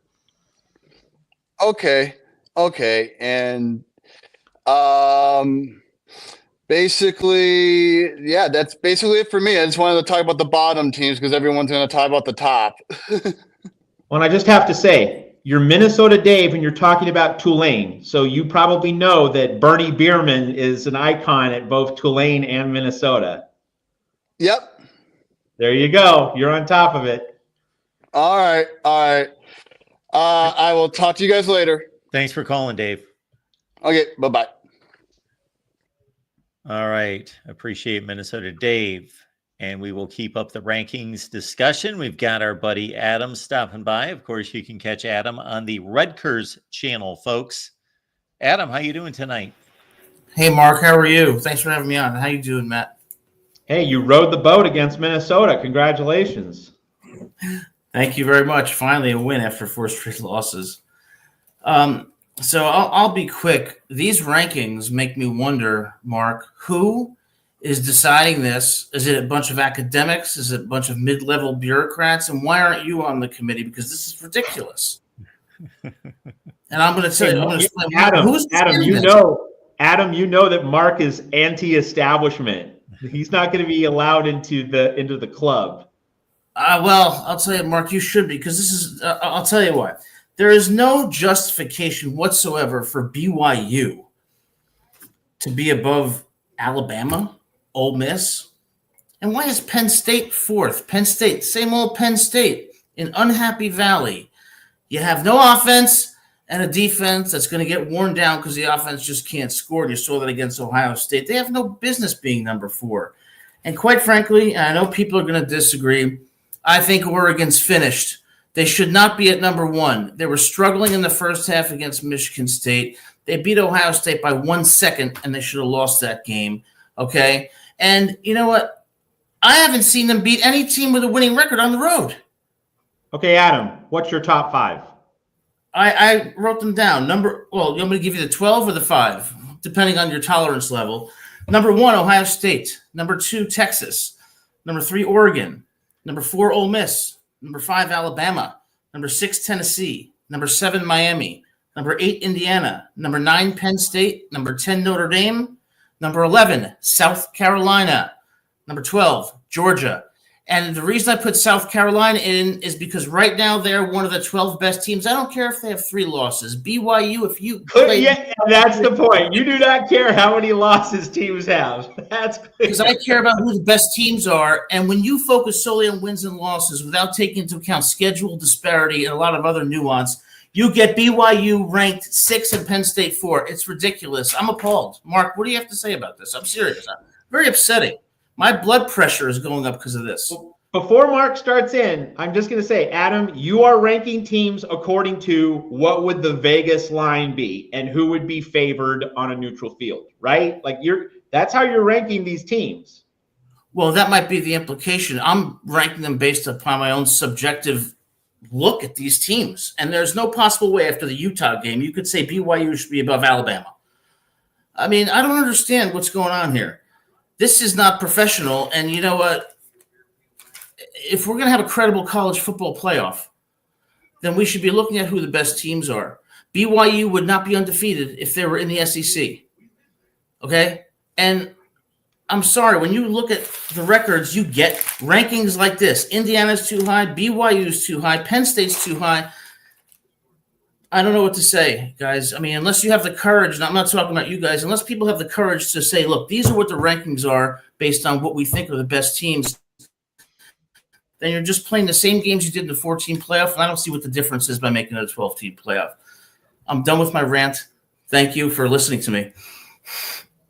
So, Adam, I'm going to expect you to answer this honestly. Do you arrive at the beginning of the college football season with a predisposition of how good these teams are? Yes. Okay. Then once we start to play these games, understand that recent history, meaning the last 15 years or so, has shown us that the SEC is the superior conference. And it's not even debatable or really that close, okay? But did we have enough non-conference games in this particular season, wiping away everything we know about the past, to determine that the SEC was clearly the best conference? No. Because obviously once they start playing each other, we can build all sorts of narratives. We can skew it in any one way direction we want to concerning a conference, because the math is obviously when you add up the entire conference, every conference goes 500 because everybody wins the game, everybody loses the game. So in terms of the balance and the power distribution within the conference, that can be argued. So you make a great point, and I think what you're referring to is recency bias. And how I would respond to that is to say that what I'm using more than that is primacy bias, namely the teams that are playing the best right now and that would be in contention for the national championship. And the teams that are playing the best right now are not BYU. South Carolina is. They're a very dangerous team. So they have 3 losses. If anything, why aren't we rewarding the best teams and saying, look, you may have lost 3 games earlier this season, and we don't know if BYU would have gone undefeated in the SEC. I'll grant that. But who's the better team after you saw BYU play and South Carolina play? So I'm using a bias, but I'm using it based on what's happening now and not historically, if that makes sense.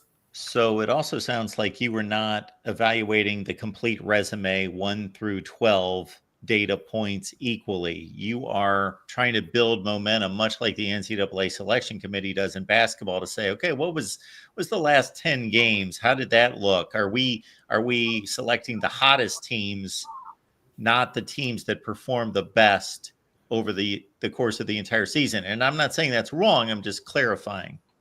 Yeah, so by way of analogy, if a student of mine does very poorly in the first 6 weeks or 8 weeks of a semester, but then aces the last 2 exams, I'm going to give the student an A, and I'm not going to drag the student down to a B because of earlier poor performance, because the goal should be who is the best team at this moment.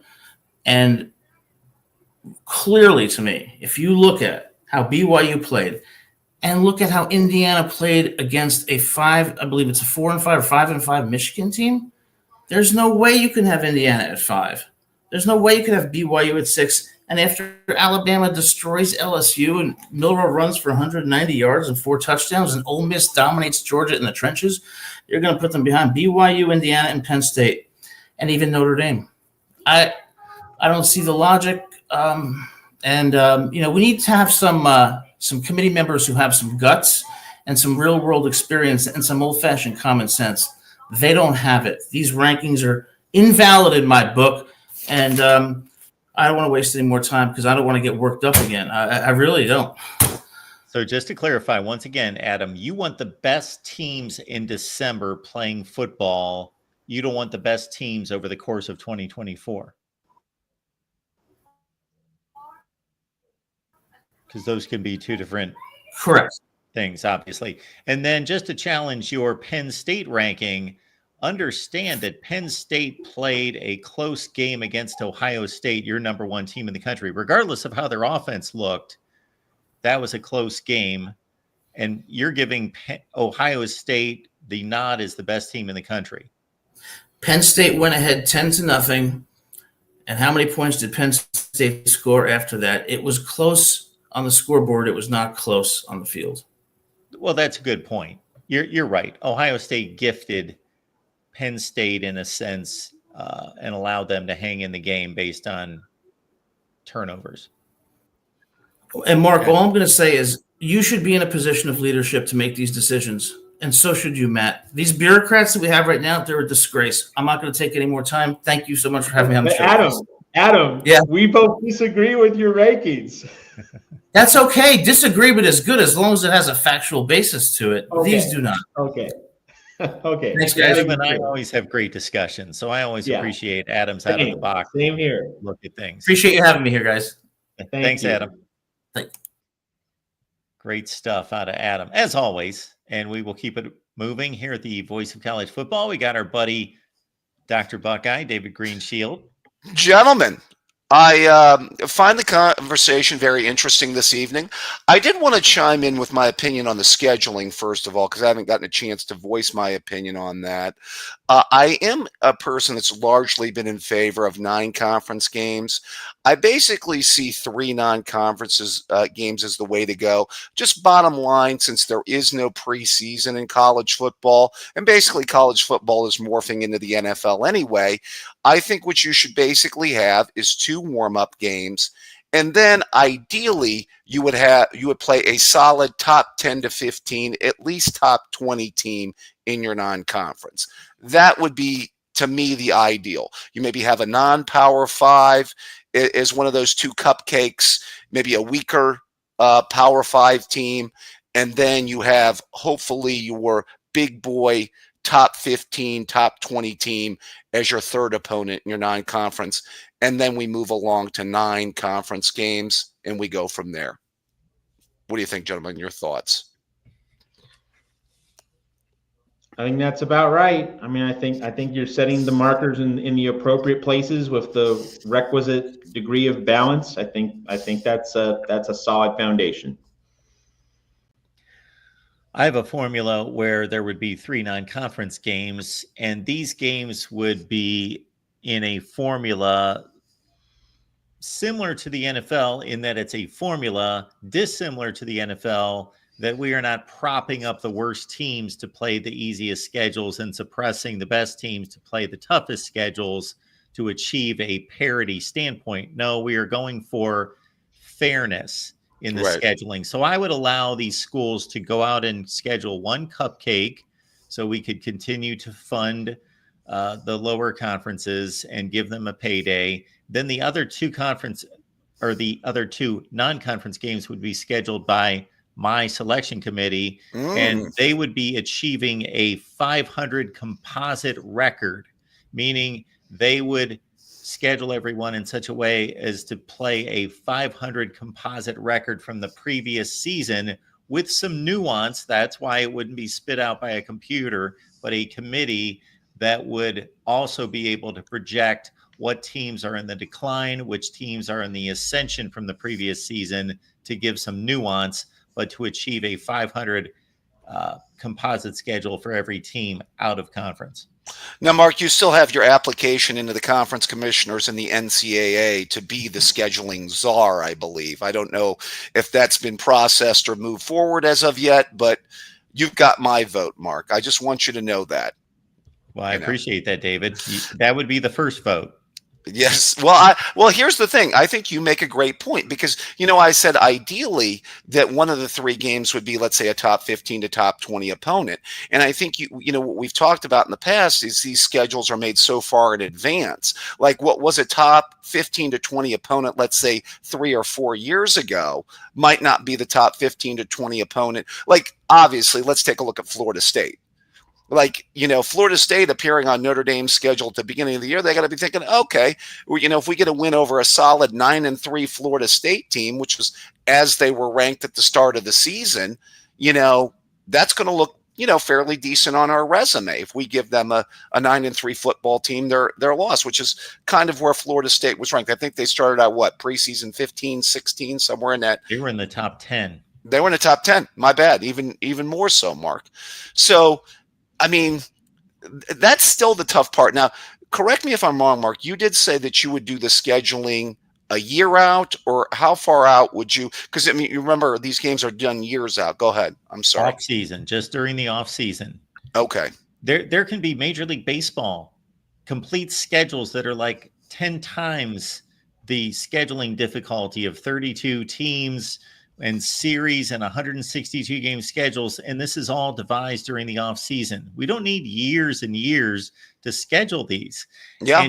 And we would have a national holiday similar to the NFL schedule release that would celebrate college football, let's say on May 1st, and we would release our schedule. No one would have you would have an idea because you'd understand the formula of the conference scheduling, of course, but you would have no idea going into May 1st what this non-conference schedule would look like, and we'd unveil the release of and college football would take center stage at least for a day or two. Unlike now when we already know, Georgia just signed with Clemson for 2037 and 2038. Okay, great. Right. There would be none of that. No, the schedule could be created during the off season. Right. Yeah, we just got to get the presidents and the athletic directors and the conference commissioners all on board with this, right, Mark? Yes, we're taking it out of your hands. We're not having Baylor not schedule a ranked team non-conference since 1996. We're not doing that. Yeah, the one thing is like what we've talked about is some of these teams that we think are going to be good, even in May or off season, there's such a flip over of these rosters with NIL nowadays that, who you're getting, who you think is good could still be, totally flipped over on its ear. Well, anytime you project into the future and work schedules, you can't foresee everything.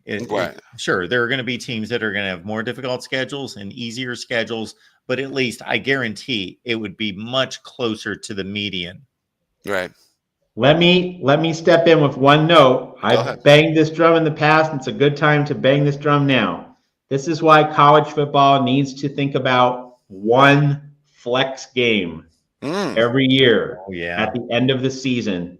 And you look at the first half of the season. It's like week 7, week 8. Then the conference commissioners will announce the flex game. So everyone will play a game on like November 16th or 23rd, whatever. So like that date is set aside as an open date. In mid-October, the conference commissioners announce the flex games. Higher teams playing higher teams. Middle, lower. College football should play one flex game every season to address this precise point. I love that. Let's make it 2. Okay. Let's do the mid-season or 2/3 of a season flex game. And then let's also take from the lesson that we learned during the COVID year, where it was set up in the Big Ten in particular. Now they weren't able to execute it very well. Right. But the final weekend of the season, so you play, let's say you've got a 9-game conference schedule. You only schedule 8 games. And for the final week of the season, you match up based on seedings to make a important set of games, and you lay it all out where you see the teams and you play 1 versus 2, 3 versus 4, et cetera, on down the line throughout the entire conference schedule. And then that will set up your championship weekend. Well, can I say so? You're saying, just to be clear, Mark, you're saying the 12th game is kind of up in the air? Absolutely. Mark, we're Ohio State fans here.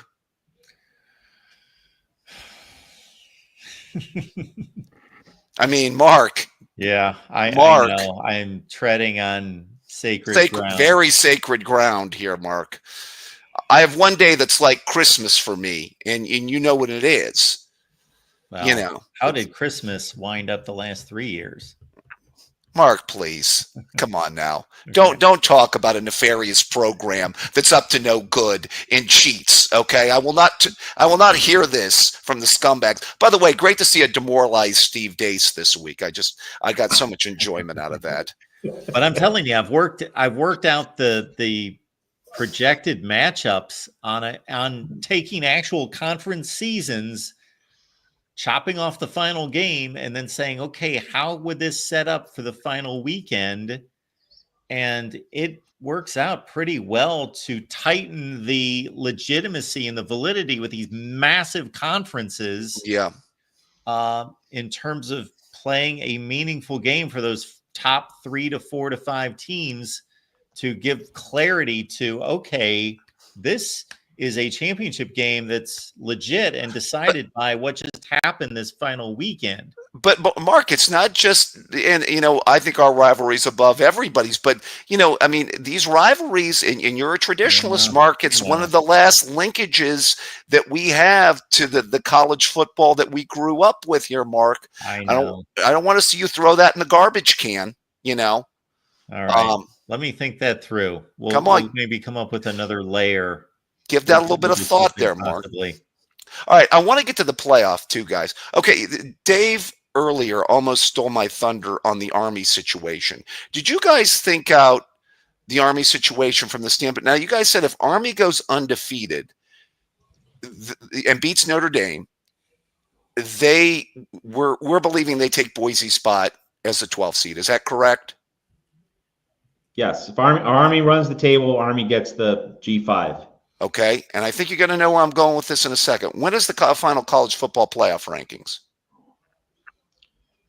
You're talking about Army not having played Navy yet. That's right, because it's on December the 14th. I believe the rankings are before that.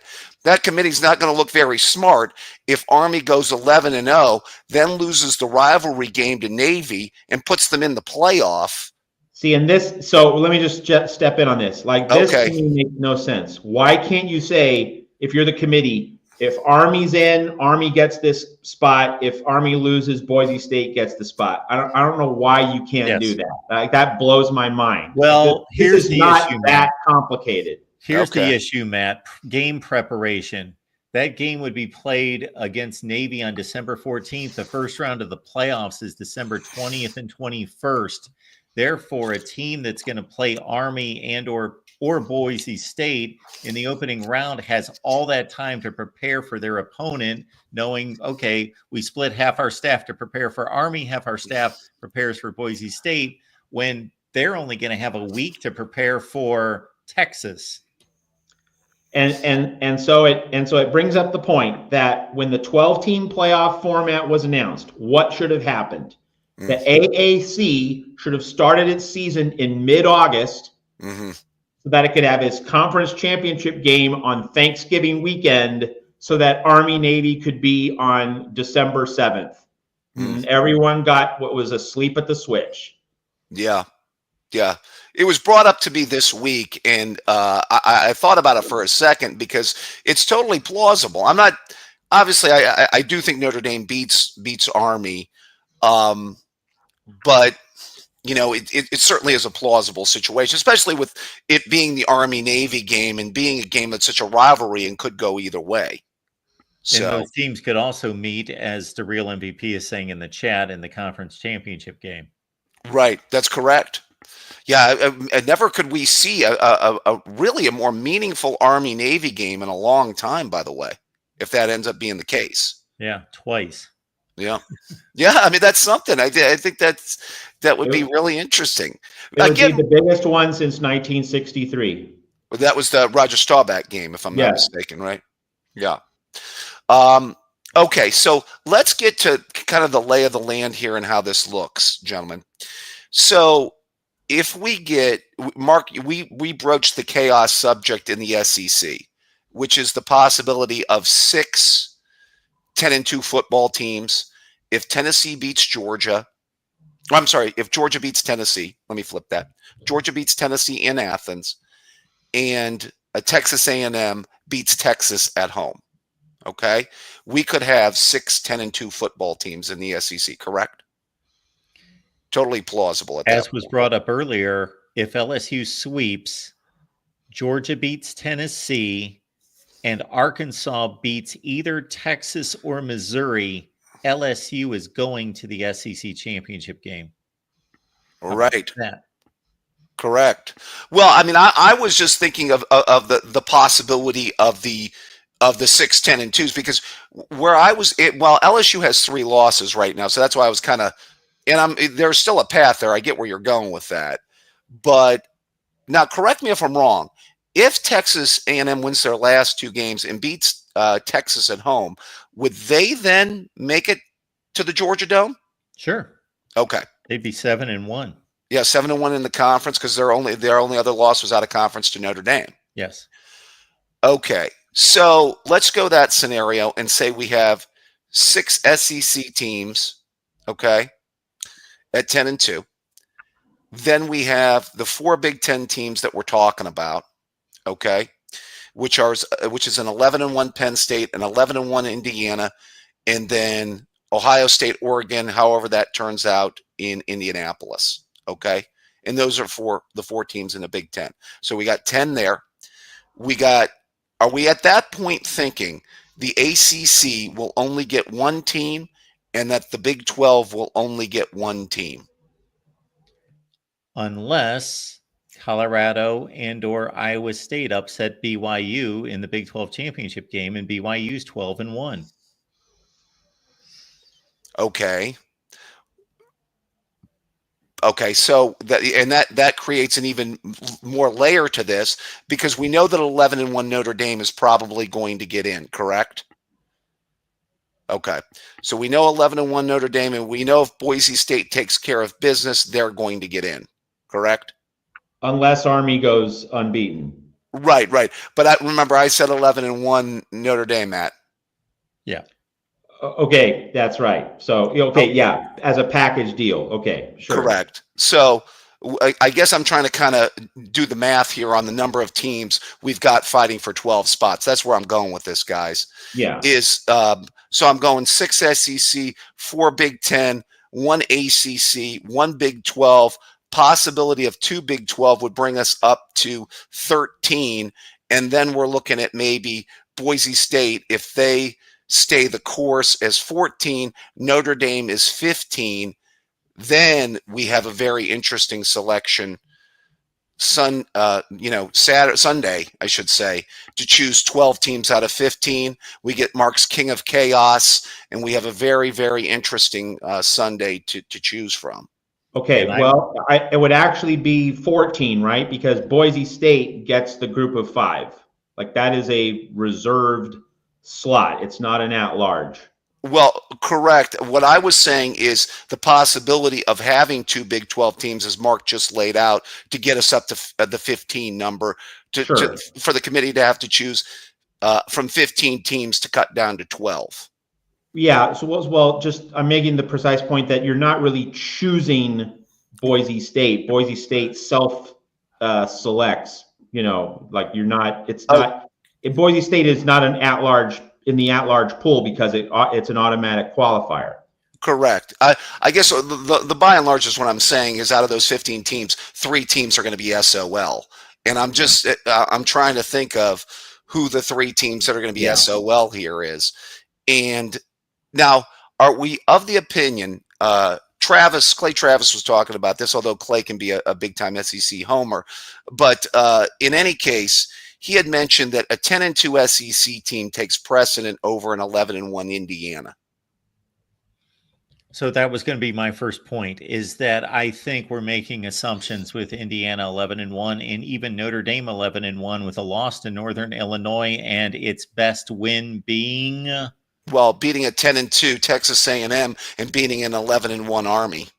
11-1 Army, 10-2 Texas A&M, possibly a 9-3 Louisville, possibly. Okay. It's a little bit stronger of a schedule than. Yeah, Notre Dame 11-1 is not getting left out. No. Yeah, I don't think that the committee is going to just be isolated on, okay, we're separating conferences and Indiana's safe at 11-1. Now we're going to focus on dwindling down this SEC pack. I think Indiana's part of that mix, depending on how well they perform or don't perform against Ohio State under this scenario. I think we all agree.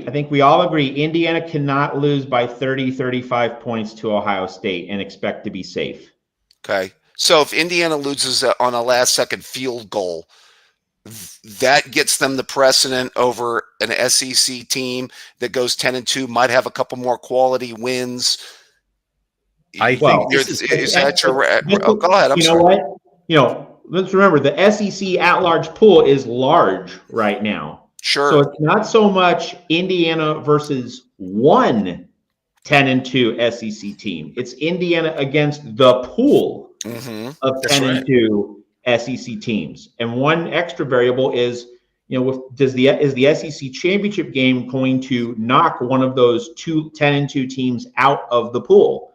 Or, are you going to have a one-loss team that loses? That would be the nightmare for Indiana, right? A one-loss SEC team loses in the conference championship game and still has a solid profile with 2 losses.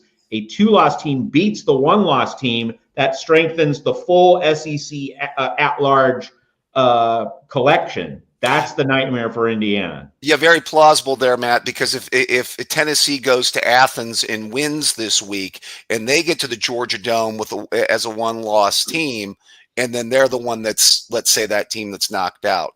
Let's also consider the history of this committee and the way they've viewed things. And this would favor Indiana under your scenario of playing a close game against Ohio State, rather than simply taking it as this is Indiana's resume versus Ole Miss, Tennessee, etc., in which that would be a losing battle for Indiana, even though they had a better record at 11-1.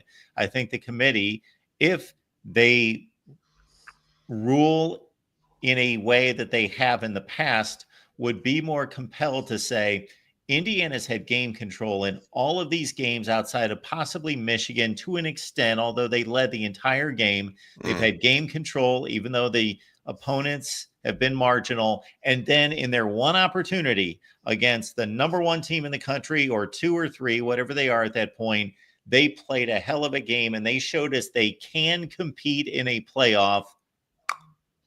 Punch the ticket. Punch the ticket. That's the way they've viewed things in the past, at least my interpretation of observing their, rather than, okay, we're going to go through the exact resume of Indiana versus Tennessee on down the line. Oh, Tennessee's got a stronger schedule and their 6th opponent's better than Indiana's 4th opponent.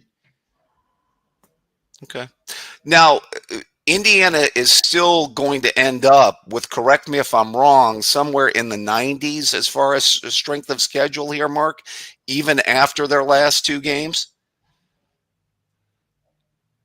I don't know, but it sounds like it, because they're in the 100s now and Ohio State can only lift it so much, and then Purdue's going to send it the other direction.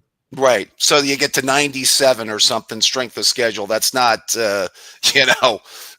something to write home about. You know what I mean? No. And everybody else's schedules are basically generally improving.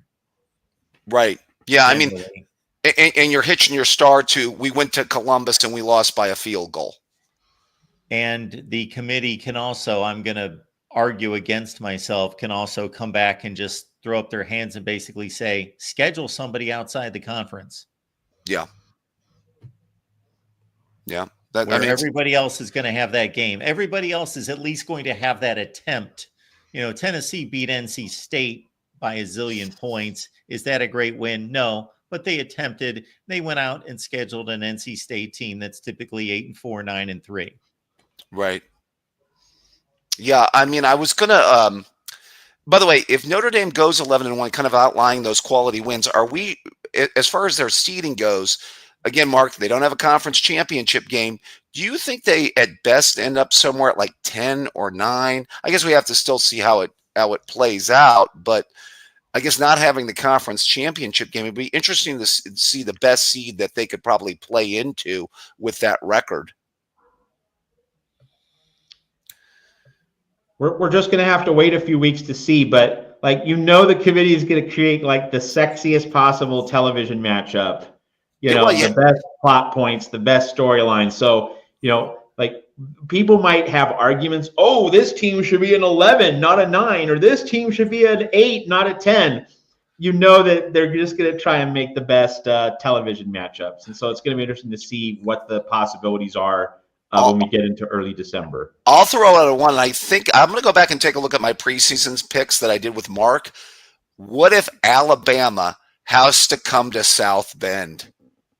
Well, I was just going to say, wow. Look at the rankings right now. Yeah. Think about the decision the committee makes between choosing 8 and 9. And those resumes, we could sit here for 5 hours, I'm sure, once the conclusion of the season's been here, and say 8 versus 9, 9 versus 8.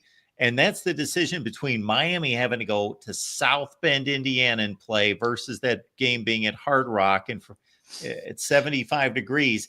That's a huge decision. Right. Miami, and I would step in here. I would step in here on that precise point and say, I think that the committee is going to make the Southern team go to the Northern team precisely because that's what we haven't had in the existing bowl structure. So I'm going to call that shot right now if we have one of those 50-50 calls. Well, the Midwestern folk have been talking this up for like a long period of time. Yeah, obviously. so like everyone wants to see that. This has been our wont here, is that let the Southern team come up here and play in the cold, come and play in South Bend in the snow in December and see how that works out for them. Now, I still think Alabama would go to Notre Dame and win, but And also, Alabama going to South Bend, like, oh man, you like wow. That's in December, like you gotta love it. You can't write that script. And also, you got to figure the committee's going to look at: do we want to see Tennessee and Alabama play again in a 7-10 matchup when we can just move one spot and create much different, interesting matchups? Bama, Penn State, Tennessee, Notre Dame, or Tennessee, Penn State, Alabama, Notre Dame, or whatever, versus, okay, Bama, Tennessee, rematch. It brings up the point that there should have been a specific rule prohibiting conference matchups in the quarters or first round. Mm-hmm. I agree. Yeah, I agree. And I think the committee will move that around. One last point on no, go ahead, Mark. Did you want to say something? I was going to say, I found a website. I wish I should have bookmarked this. I found a website that went through the last, they went back to the beginning of the BCS era and modeled all the 12-team playoffs, who would have played on what campus, and they went and found the weather records for these games. It was fascinating, like 120 some games of playoffs. And they determined that there would have only been, I think it was 7 or 8 games that would have been affected by snow. And most of the snow was just snow flurries. There would have been 2 games that there would have been significant, 2 or 3 games, significant snowfall accumulation. And one was a Florida State at Wisconsin game. That would have been tremendous. Yes. They said actually cold rain would have been more of an influence in like a couple dozen games, 38 degrees and raining and just nasty. Well, that's been the argument, Mark, is, let them see what they can do. And now, I'm not going to say that's a be all end all. Usually, if they're the better football team, they're going to win, so. But I wanted to just, before I let you go, guys, I wanted to kind of offer my opinion. It was said earlier by our Texas guy about like teams that could plausibly win the national championship this year. And I do think there is parity, and me and Mark have talked about that before. I just want to say, and I've been hesitant, and Mark knows this, to say Tennessee is a national championship contender. I'm willing to say it if they do it this weekend. I will go out on that Tennessee limb if they go to Athens and win this weekend. And I know this isn't the Georgia team of the previous years, but if they go to Athens and win, I think that's a statement.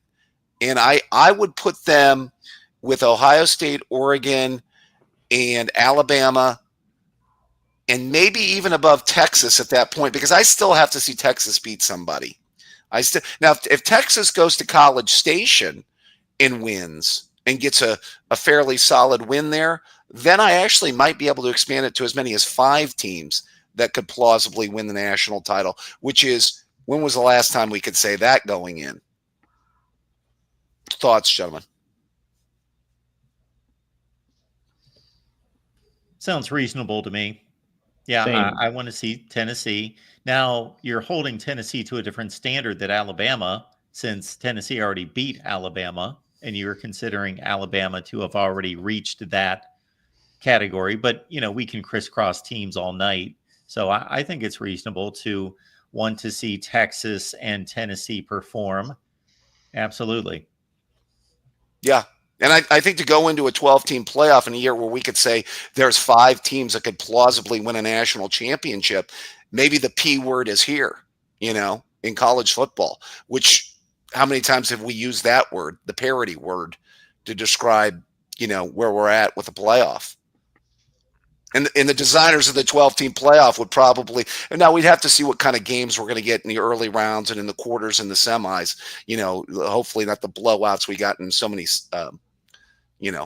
playoff games for all those years. But so. All right, David.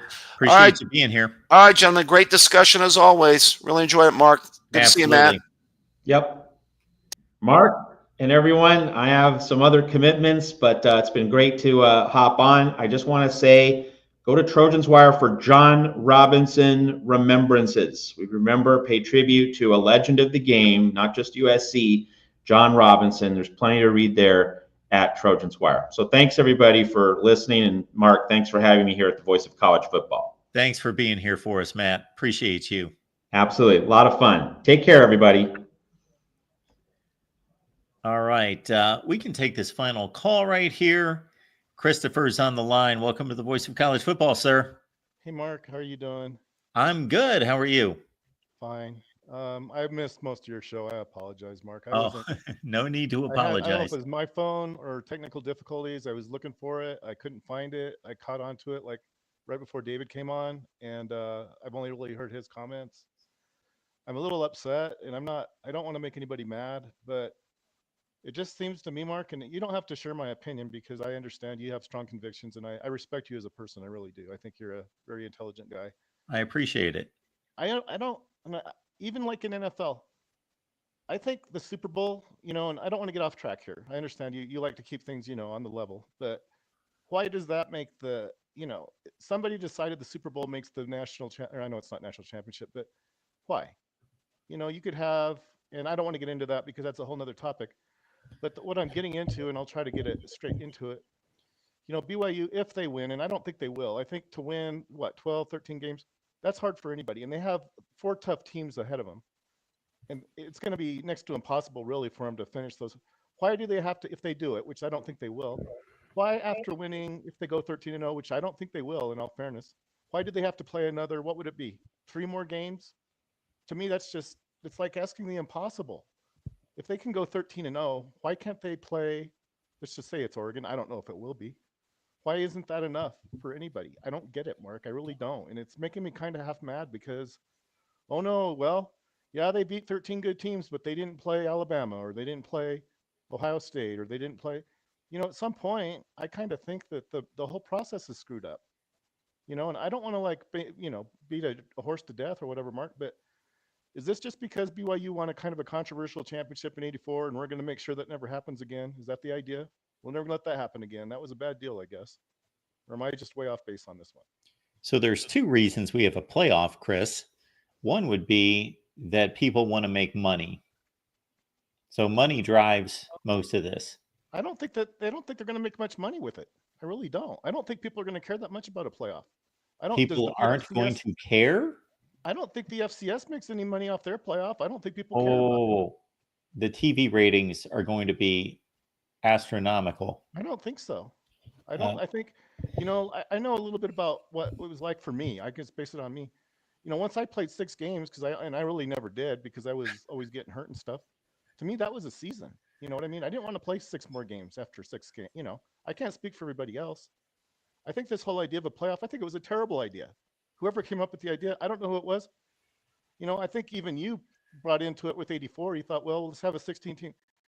Actually, and I did because I did the research on it. I don't think 16 teams would have been enough to fill the bracket. I think you'd had to go to 32. So BYU to be a national champion in 84 would have had to win another 5 games. They would have had to be an 18-0 to claim a title. Just to be, a bracket, a complete bracket that includes all the deserving teams would have been another, 5 games, I guess. Why do we need a playoff? I don't understand it. And nobody's been able to explain that to me. Maybe you can do okay, it. I'll let you let me do my best. Okay. One is a real world situation. And again, I'm going to finish what I started to say concerning money. There is money to be made. There is a appetite by the American sports fan to see college football playoff games and to watch the games in droves of millions of people that advertisers are paying. Therefore, there will be tons of money. This is going to create more revenue than anything ever in collegiate athletics. Okay. All right, I did because I did the homework, Mark. I kind of want you to give me a little credit for the homework I did. You don't have to agree with what I'm about to tell you. Actually, that whatever they paid, it was like 7.8 billion for the what? What you can maybe help me figure it out. Are you talking about the Big Ten contract?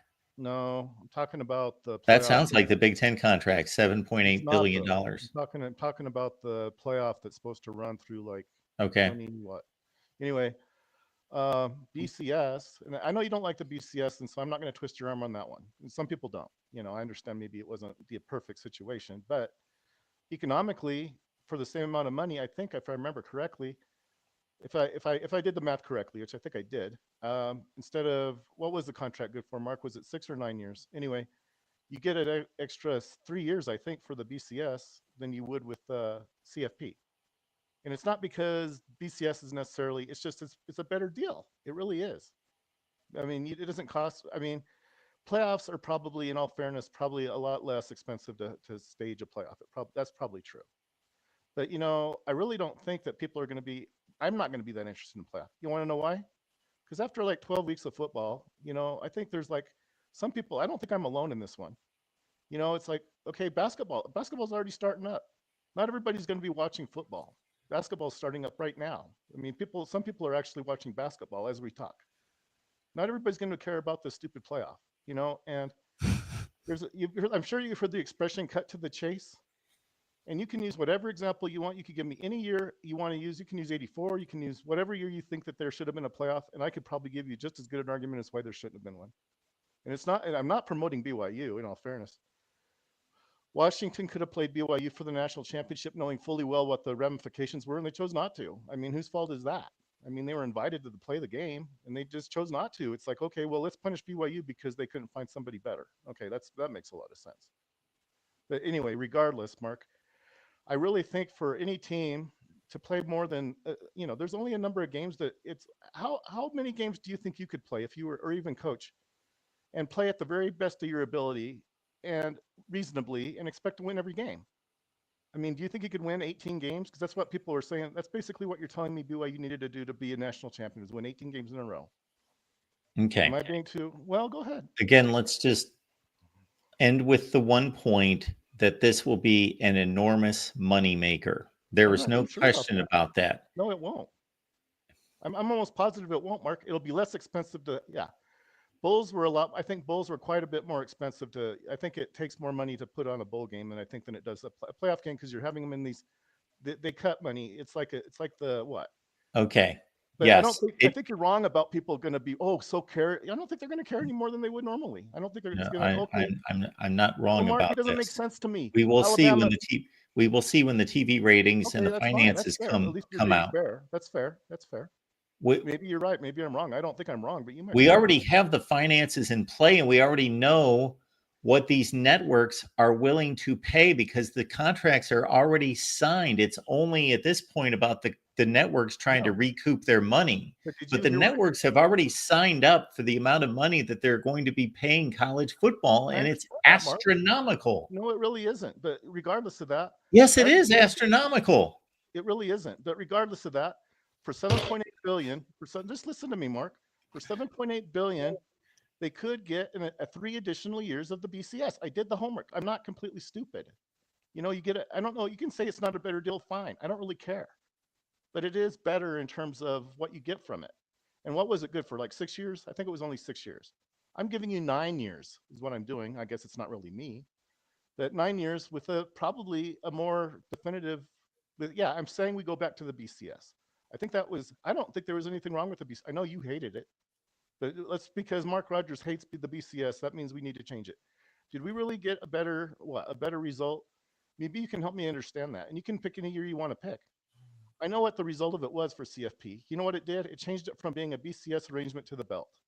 And I know you don't like the belt, which is kind of weird. Again, to finish the money conversation of this is going to be an astronomical success. And it already is because all the contracts are already signed and the money is being transferred from the networks to college football. I already know it won't be a success because the FCS isn't successful and they use a playoff. In fact, nobody cares about the FCS. Well, I don't, Mark. I'm not even going to go. There's no comparison between the two levels of play and how many people are interested in it. Telling me that that's a completely ridiculous argument to make.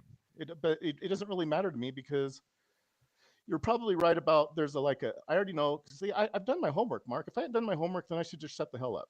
But I've done the homework on this. I think I've spent more hours probably than anybody on the planet on this trying to figure out what works and what doesn't. The reason the FCS sucks is there's such a big difference in ability between, it's like a 10-point or 9, it's like 10 to 1 or 9 to 1, something like that. 10 to 1, I think. That's huge. You know what it is between G5 and P5? 2 to 1. So you go from 10 to 1 to 2 to 1. That's why G5 is relevant. It's only 2 to 1 difference in terms of potential. Okay. So anyway, we've put the money argument to bed. That's again not debatable. I just told you I'm going to give you 3 additional years for the same amount of money that you're paying for 6 years of the CFP. I'm giving you 3 additional years, boosting it to 9. That's what is that? That's like from 6 to 9. I'm giving you a better. Okay, let's speak clearly here, Chris. What did the BCS? How much money did that generate? I'm taking your word for it. I think if I remember correctly, when ESPN, you're the one that worked there, I think they paid a relatively paltry sum but that's, in a way, that's not bad because that's like saving money. It's like you don't have to spend as much money. You're right. It wasn't like a huge, great, but that doesn't necessarily mean it was a bad You're making my point for me. We're not arguing for the side of the television network saving money. We're on the side of saying that this is a good move for college football because the television networks are willing to fork over zillions of dollars for this product. Just listen to me one more time, Mark.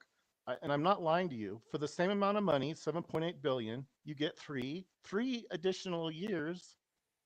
That's 3 more years rather than 6. 7.8 billion for 6 years. I'm giving you 3. I'm not doing it, obviously, but for the same amount of money, you're getting 3. How can you tell me that's not a better Chris, deal? let me explain this to you. If your numbers are accurate, so we're going to assume that your numbers are accurate. Well, Mark, I'm not a complete idiot. They're right. They are right. Okay, your numbers are accurate for sake of argument. They are right. Okay. The BCS is delivering how many games during those seasons? I didn't count them. How many games do they deliver? They only deliver 1 game, one championship game. True. Come on, Mark. That's not 5 games per year. You know that. Don't lie to me. Okay. So how many years are you making a comparison between the BCS? I'm not paying between years. I'm just taking the same amount of money instead of wasting it on a stupid playoff. So how many years at the same amount of money, how many years I told you did that cover for the BCS? if my numbers are, I'll be as fair as you are to me. If my numbers are correct, then rather for 6 years for 7.8 billion, I'm giving you 9. And Okay, it's really 6 not years. anything I'm doing. It's just Okay. what yeah. Okay, so you're saying for the equivalent of 6 years of the 14 college team football playoff The 14 team equates to 9 years of the BCS. Is that what you're telling me? That's what I determined to Okay. be. And that's Okay. without me trying to fudge numbers or trying Time to out. play with the numbers or Time trying to out. Time out. Okay, we'll say your numbers are they perfect. are correct, but whatever. Okay. 9 years of the BCS is how many bowl games were in the BCS? Well, I don't know, Mark. I'm telling you that Rows, I don't really look at it from that perspective. sugar, I'm just, cotton. So let's say there were 5. I forget how many. It depends on the time frame of the Well, BCS in a well, okay. BCS championship Not game. really, because the BCS, what they did was it was limited to 10 teams in 5 games, so it would have been 5. So there you go. 5 games per season for 9 years. I took it up to 9 years, yeah, but it wasn't really Okay. something I did. It's just how So much that's you would get. 45 games. Well, Correct? if you don't include all the other games, I guess so. Well, I mean, the BCS. we're not the including BCS the is other like- games. Well, they're kind of 45. together. There were 45 BCS games during that time frame. Correct? 9 years, 5 games per BCS season. was around for 16 years, and it had different formats. And You just told me that the study you did was for 9 years of the BCS, correct? No, I'm not. I'm Chris, you just got done saying no. you've been rambling for 20 minutes telling me that No. whatever little study you did was for It wasn't 9 a years of the study. BCS compared to 6 years for the college football playoff. Is I that took not the same- correct? Not exactly. I took the same money and I said, well, let's just say that we didn't go. What I basically did was, instead of playing this playoff, which I don't think we need, it's like selling something that we don't need. It's ridiculous. Okay, you're talking in circles. How many years of the BCS did you compare to how many years of the college football Well, playoff? the playoff's going to be for 6 years. So I said, well, what if we spent that money instead of on a 14 Okay. team playoff that nobody really wants? How about if we just apply That it to nobody wants. Yeah, Well, nobody that's a wants. freaking ignorant, dumb ass complete statement Well, that Mark, I I've don't really heard appreciate tonight. it. I'm not calling you a dumbass, so I don't really appreciate it when you start calling me. I didn't call you a dumbass. I just said you made a dumbass statement. Well, it's basically Okay. the same thing. Okay. Anyway. Again, let me be clear and try to determine what you're telling us. 9 years of the BCS in finances is equivalent to 6 years of the playoff, is what you're telling me, correct? No, all right, I'll try to explain it another way. I did my very best to apply a scale that I thought was representative of what the CFP was delivering compared to the BCS. I applied it in a proactive way towards what I projected to see the BCS to use if it was still in place. And yeah, we get 9 years of what the BCS would offer compared to 6 of what the playoff does. Okay. All right. And that's not me lying to you. Over the course of 9 years of the BCS, there would be 45 football games, correct? Well, the BCS itself, Mark, it really Just to answer the question, over 9 years of the BCS, there would be 45 football games in the BCS. 5 per year for 9 years is 45 games. Okay. 6 years of a college football playoff of 12 teams, I believe, is an 11-game playoff per year. Times 6 is 66 games. So there's a value of 21 more football games. I don't know, Mark. I don't really want to get into that argument with you because it doesn't really go anywhere. Because you're going to lose. You're not wrong, but it's like, who cares? Is kind of the way I look at it. Who cares? You're the one who brought it all up. No, I'm telling you, for the same amount of money, we could get 9 years of the BCS compared to 6 years of a 14-team playoff. And you get 21 more. And you get 20 more. If your numbers are correct, you get 21 more games of college football playoff games. I don't know how many games. I don't really think of it that way. I mean, you might be right. I don't know. Well, that's what television advertisers deal with, is per game, not per season. Well, I'm not necessarily the whole BCS itself. There's kind of a tie-in, I think, between, I know you don't look at it this way. I know when the BCS was still around, because so many of the other bowl games really didn't make any money or lost money, really the BCS kind of in a roundabout way applied to every bowl game is really kind of what it did. So really, I don't really care how many games that we're talking about. kind of like you're saying 66 games. Okay, fine, whatever. That's like discounting, I guess, every other bowl game that isn't part of the BCS, but whatever. If you want to look at it that way, that's fine, I guess. I don't know that I really care about that part. But anyway, regardless, for the same amount of money, we could get 9 years of what the BCS was, or it could be, really more what it could be, compared to the 6 years that we're getting with the playoff, which in my opinion kind of proves that the BCS was a better deal. Now, if you don't want to share my opinion, that's fine, but don't say It's I'm a dumbass. not a better deal because college football is making in 6 years of playoff. If your numbers are correct, college they're football correct. is making in 6 years what it made in 9 years of the BCS. No, that's cost. That's how much it's going to cost for 6 years of it. But they're going to make so much more money. It's not even comparable. I don't think It's so, Mark. not what you No. think doesn't matter. I'm telling you, real world Oh my! finances. I'm telling you, real world finances. No, you have no idea what you're talking about. Yes, Mark, I don't think you understand what Let's you're talking about. cut to the chase here. I've Go been ahead. way too kind here. No, I You don't think don't so. know what in the hell you're talking I do about. know what You I'm have talking about. no If I didn't idea. know what I was talking You about, I are wouldn't be on here. completely clueless on the Yes, I am. topic. You don't know what you're talking about. I do know what I'm You talking about, have Mark. I know- zero idea. You know nothing about the topic. I do know a lot about the topic. There was a 12-team playoff determined first and foremost because money was going to be made hand over fist. That is the number one factor.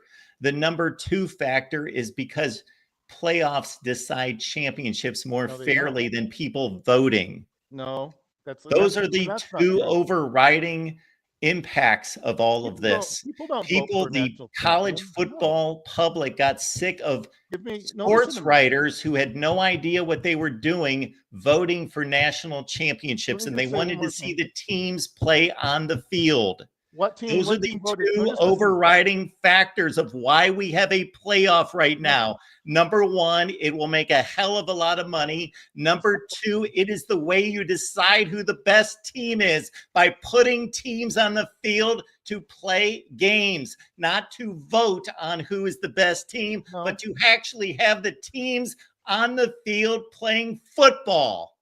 Mark, if you're going to be so rude to me about it, I'm going to go back to one more game just for fun. This isn't to be like a jerk. It isn't to be.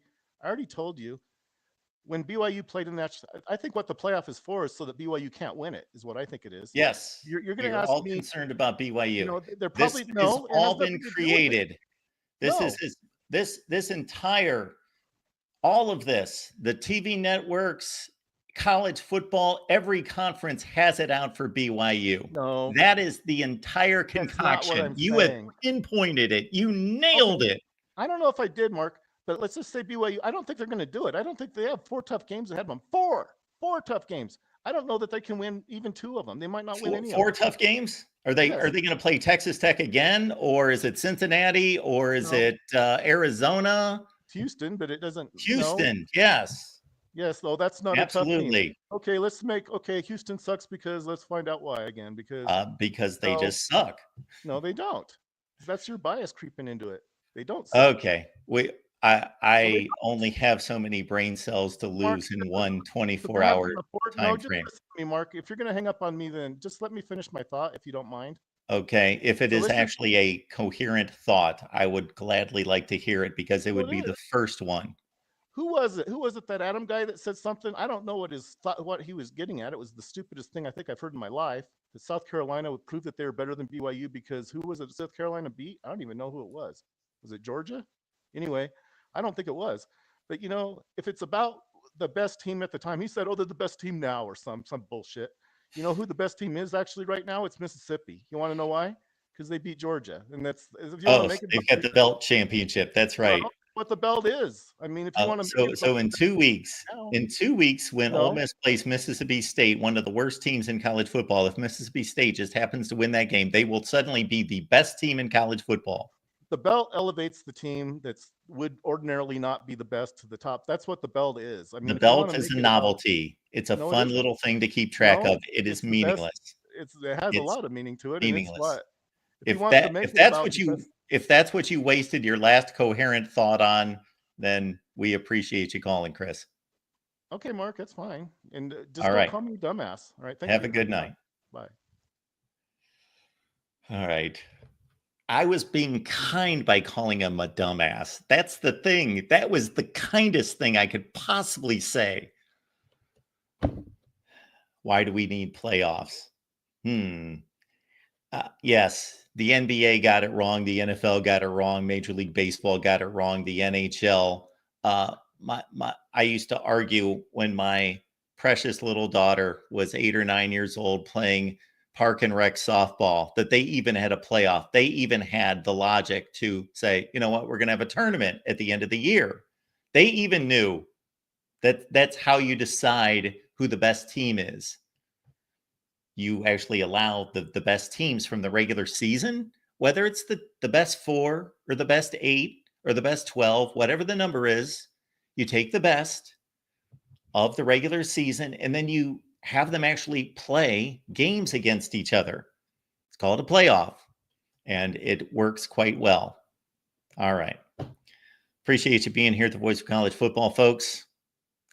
And we will do this again, of course, next Tuesday night. And we'll see what kind of calls we get next Tuesday night that will bring me to a fever pitch. But appreciate you being here. Let's see. We got a Wednesday that's loaded up. Ohio State Buckeyes live at 11. We've got our Florida State show at 6. Whoa. Ohio State at 11.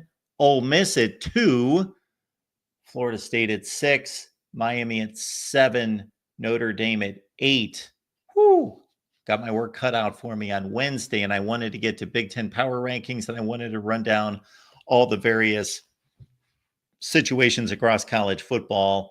And if I can make my way through and navigate that live stream schedule on Wednesday, then we will deliver some of those scenarios. Otherwise, we will get to those on Thursday. So keep it locked in here at the Voice of College Football. We are working hard for all of you. And so please like the video and subscribe. And also, please tell your neighbors and friends and family and social media acquaintances that we are here talking college football all the time, 24/7, 365. And we've got quite a network with a lot of you fine folks engaged, involved, and hosting shows and in the chat. And I see a lot of great names here. I see Dave E. and all sorts of other good people that we have on a regular basis that we've been welcoming into our Voice of College Football community for many years. I don't know that I can utter another coherent word at this point. It's 11:30 Eastern time, and shoot, I have obviously been on much later than this, but I think we have pretty much tapped it out for a night. But we appreciate you being here at the Voice of College Football. Look at Cheryl's in the chat too. That's always great to see. Michael, good to see you. Adam, anybody I missed?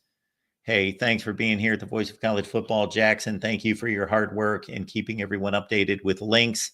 Of course, keep in mind that I've got a book, Disputed National Champions, that I think everyone except Chris would enjoy. I think all the rest of you would enjoy this book except Chris, Disputed National Champions, a historical reset of the 1990s. And again, it's not just a history book, but it is a look forward in placing all these results from the 1990s into the BCS, the 14 playoff era, and the 12 team and the 14 team that is being proposed. Appreciate you being here at the Voice of College Football. Next stop is Ohio State Buckeyes Live, Wednesday at 11 a.m. Eastern.